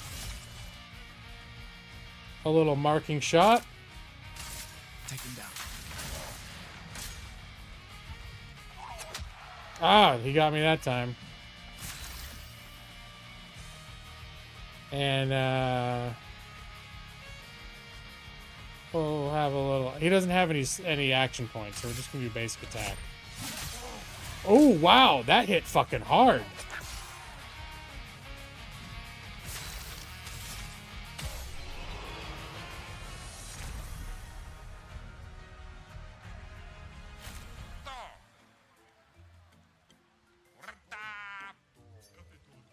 All right, I think I'm going to switch out his ability. This is the high lightning damage to multiple enemies. I swapped it out for, let's see, shatter from fire, which does medium damage to a single target 3 times. And if the target is burning, I get a self-heal. And I have ways to make targets burn too, so I think that's I think this is a good, if I have to do one-on-one fights.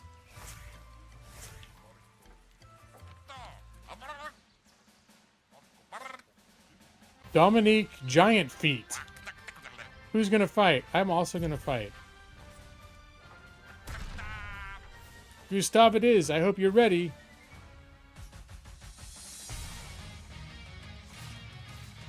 Dominique Giant Feet, huh? Ah, whoops. I flinched and then they hit me.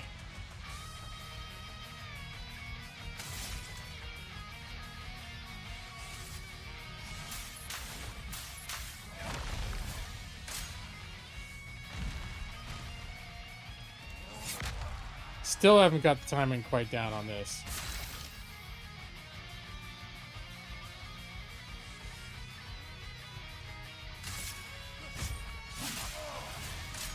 He does really good damage just with his regular weapon. Okay. I'm like basically dodging into his fist. Or her fist.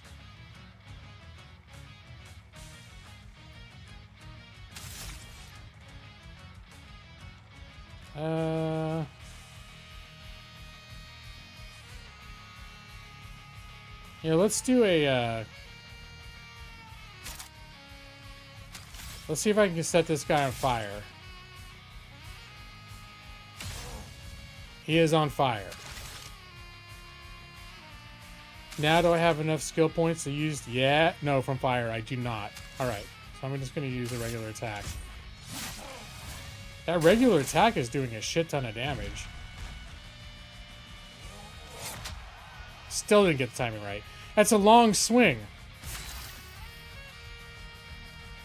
Alright, now I'm going to do this, which will heal me while I damage him.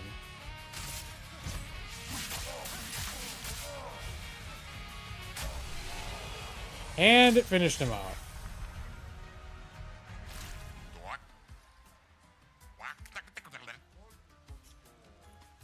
Now I'm coming out of these with full health too.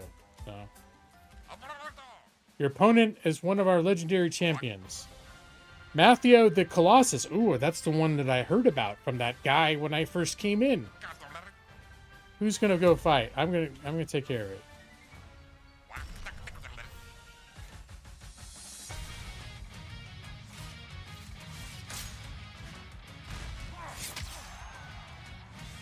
Ow.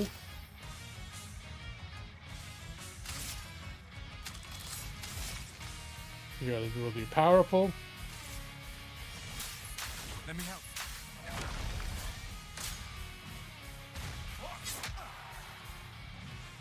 All right, just taking all the hits today.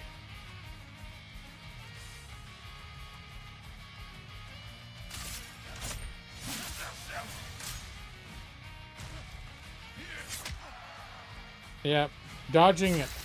Only time I dodge is when he's not hitting me.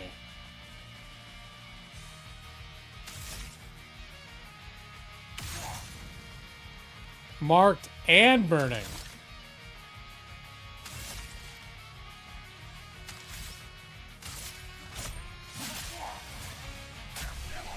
Wow, okay. You won! Next time it won't be easy, I'm sure. Yeah, it will. Oh, the mysterious new warrior. Who could it be? I hope you're prepared, otherwise the prize will go to them. You know what I'm gonna do, though? Who's gonna fight? I guess I'm already gonna... You know what, though? I need to go pee-pee. So, I'm very nervous about this fight. So give me a sec. Here, we'll come over here for a sec.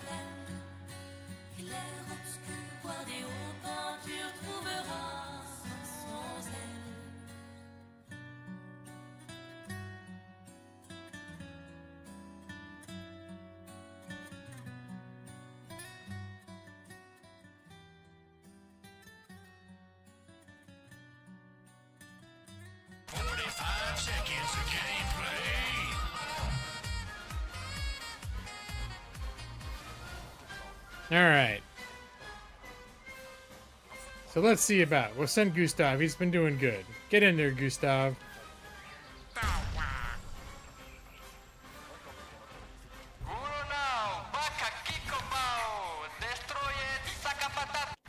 Hold on. I'm getting a warning from YouTube that my video is not going through.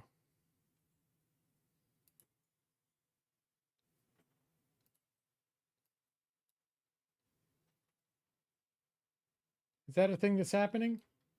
It says error. YouTube is not receiving enough video to maintain smooth streaming.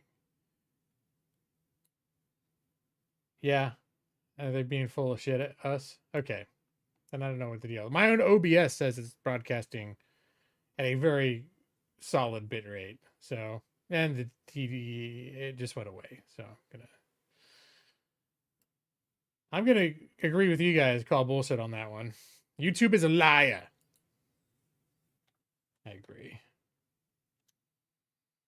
Continue.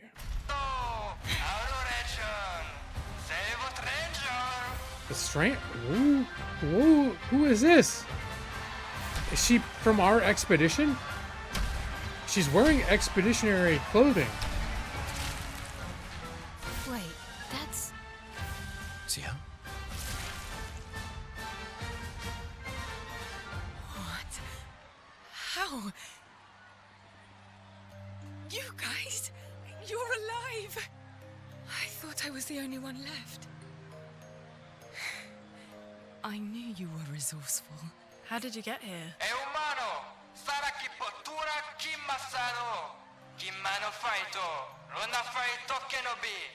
They're expecting a bit of a show.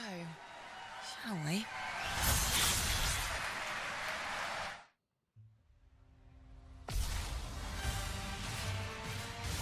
Oh boy.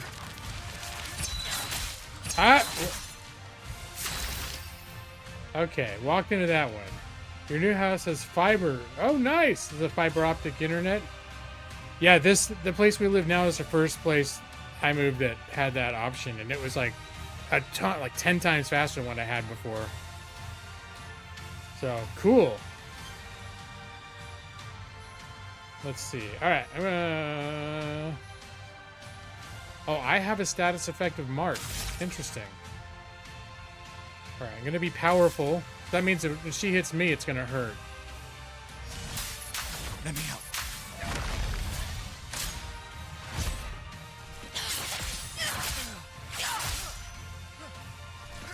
That hurt a lot.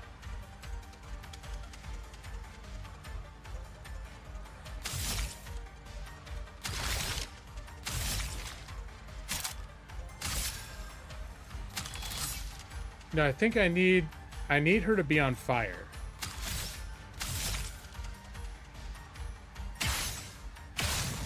There we go.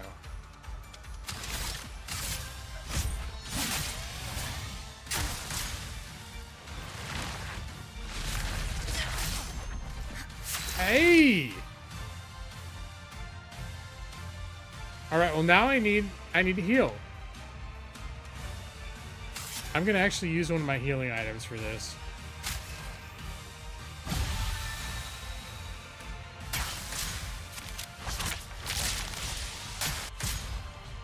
Rush. Rush is a buff that increases the speed of the character by 33%.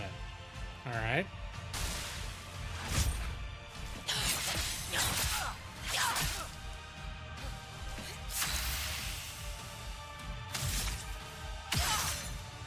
Be on fire! Why will she not be on fire? Alright, you are killing me right now.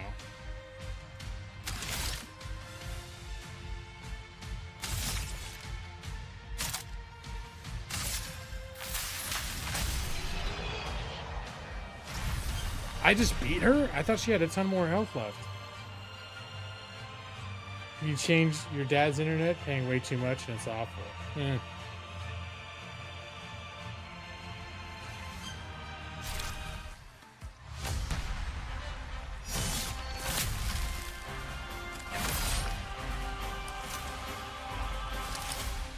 Yay! Guest was offered the champion a special weapon. I'll bet she's going to join our group now, though. Well, that wasn't so bad. Yeah, it really just felt like beating old people. So it wasn't so bad. Am I one of those old people? One day, I hope. Hey, how'd you end up here? Oh, after the beach, I ended up in an odd yellow forest, not too far from here. Had to dodge a few Nevrons, but luckily I met a Gestrel who guided me here. What about you? Well, I woke up next to a waterfall and... We can talk later. What? Let's get back to Golga. What happened right there? No time to lose.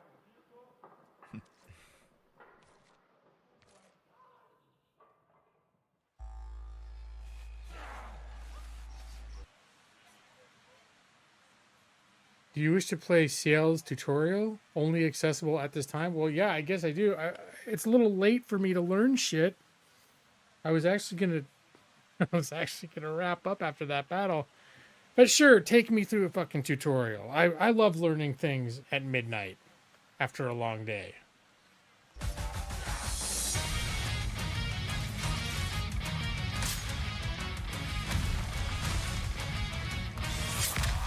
Nope, didn't dodge.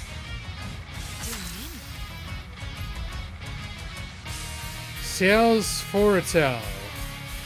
Can apply and consume Foretel on enemies. 10 max per enemy. Skills that apply Foretel generate sun charges. Oh my god.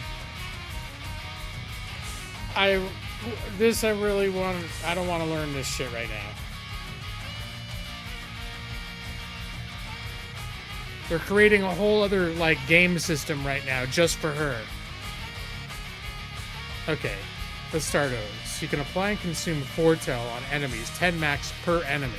Skills that apply Foretel generate sun charges.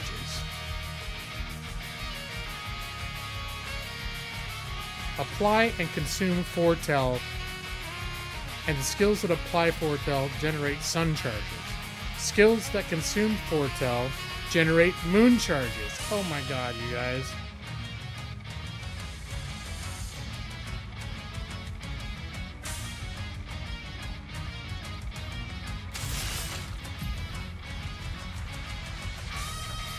Ciel's starting skills are Focused Foretel and Twilight Slash.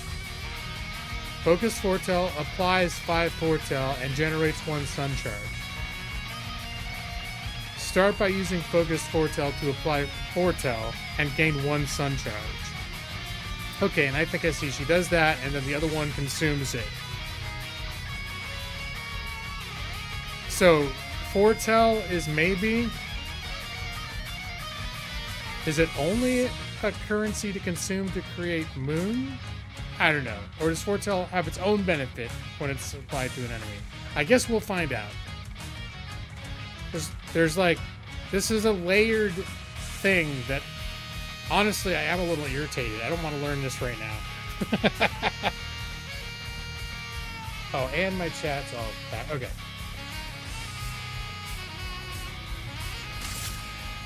Here's your part. Not today. And, of course, I don't dodge it.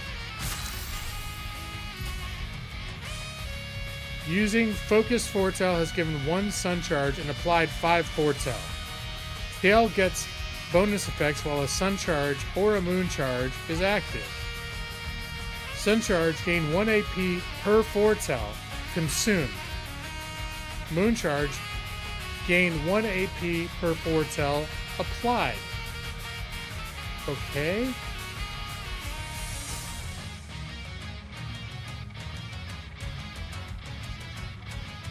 Okay. Twilight Slash consumes all Foretel on the target. To increase its damage, it also generates 1 moon charge. Focused Foretel applies 5 Foretel to the... Oh my god. I know this is probably not nearly as complicated as my brain is making it, but I'm like reading now like the 8th or 10th rule of how this shit all fits together. Anyway, okay. Focus Foretel applies 5 Foretel to the target. Since Ciel already has 1 sun charge, Twilight Slash will give her back 5 AP. Okay. Use Twilight Slash to consume Foretel, gain 5 AP, and generate 1 moon charge. Now I forget already what moon charge fucking does. But fine, I'm gonna do what they say. Twilight Slash.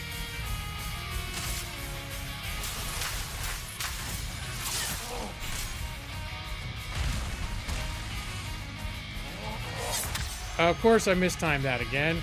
I keep their Take your shot. Their punch is so slow. Did it again. I dodged, and the punch takes so long that I end up I launch my face right into the fist as it connects. All right, every time. All right. At the start of her turn, if Ciel has both a moon and a sun charge, I thought she consumed the sun charge. Okay, if she has both a moon and sun charge, she consumes them to enter Twilight for 2 turns. You gotta be fucking shitting me right now. Moon, sun, and Twilight. Okay. This is like the most complicated character mechanic I've ever had in a JRPG style game. Being thrust upon me at 11:51 p.m. after a long day. Alright. During Twilight... Okay, here are the 3 things that happen during Twilight. Let me get my fucking notepad out. Ciel applies double foretell. The maximum amount of foretell per enemy is increased from 10 to 20. Damage increased depending on the number of sun and moon charges consumed. Try to make the best use of Twilight to maximize foretell application and damage.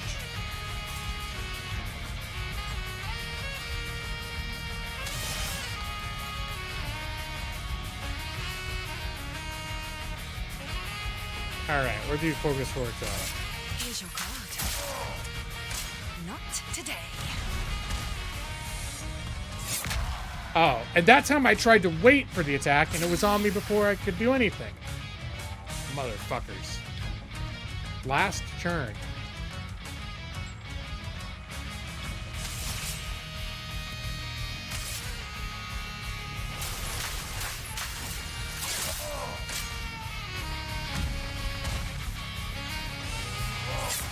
And I did it again. Just rammed my face right into that incoming fist.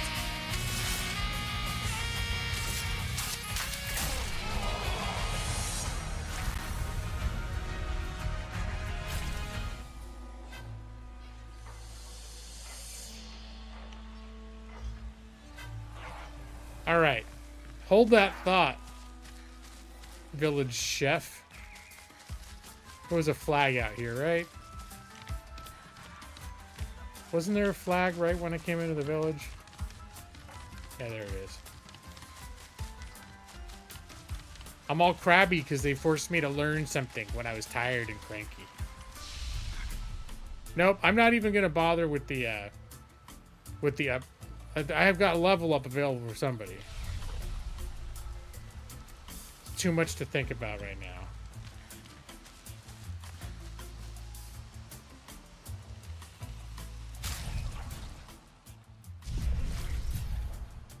Here, get the hell out of this. I do like this game. I just didn't want to learn something right when I'm ready to go to sleep. Guys, I've been learning so much shit at work constantly.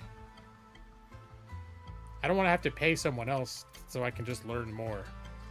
I guess that's what college is all about, though, isn't it? Law school. I paid a lot of money to learn shit. It's a video game shit. Alright, you guys. I'm going to wrap up relatively quickly here, because my sleep has been fucked up this week. Like, I literally almost called off sick today just because I was just feeling exhausted. Still haven't really recovered from the wonky sleep of especially the weekend when we traveled back, but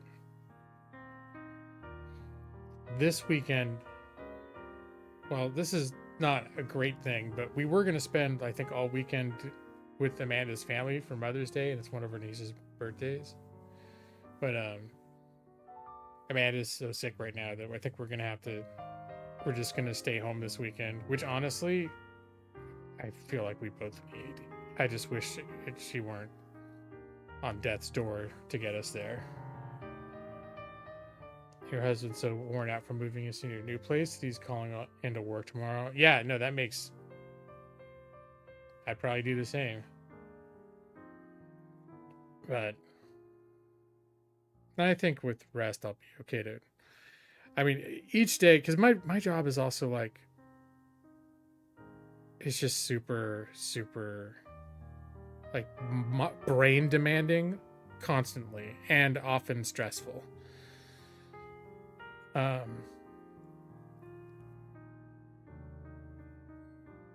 So, yeah. Anyways. Yeah, so if I'm feeling under the weather, a lot of times I'm just tempted to be like, shit, I can't deal with this today. And most days I'm sort of neutral about it, kind of like, all right, well, I'll deal with whatever comes, I'll deal with it. And I'm like kind of cool with it. I'm okay. But if I'm feeling at all like extra tired or in any way something that's going to make it hard for me to think or concentrate, like my job becomes very daunting. All right, you guys. So this is what's going to happen. I'm not going to be sucked into a 45-minute discussion about camping or anything like that, even though we're going to go camping in a couple weeks. But we're going to talk about that next week. I'm going to do this. Turn the light out. There we go. It's going to happen now. And don't ask me to learn anything either. I'm done learning stuff for the day. I'm going to have a little snack and go to bed. But first, go to sleep and good night. Your eyes are getting so heavy. See, you can tell my voice is all fucked up. I'm tired. Go to sleep now. Evie 23, Jeff Harbaugh, P. Rich, Matus, Nixie, go to sleep. Maybe Joss, maybe hiding out there. I don't know. Rock slide. I'll be what did I say? I'll be waiting for you in your dreams. I almost forgot the lyrics, you guys. It's like I'll be going somewhere. I can't remember.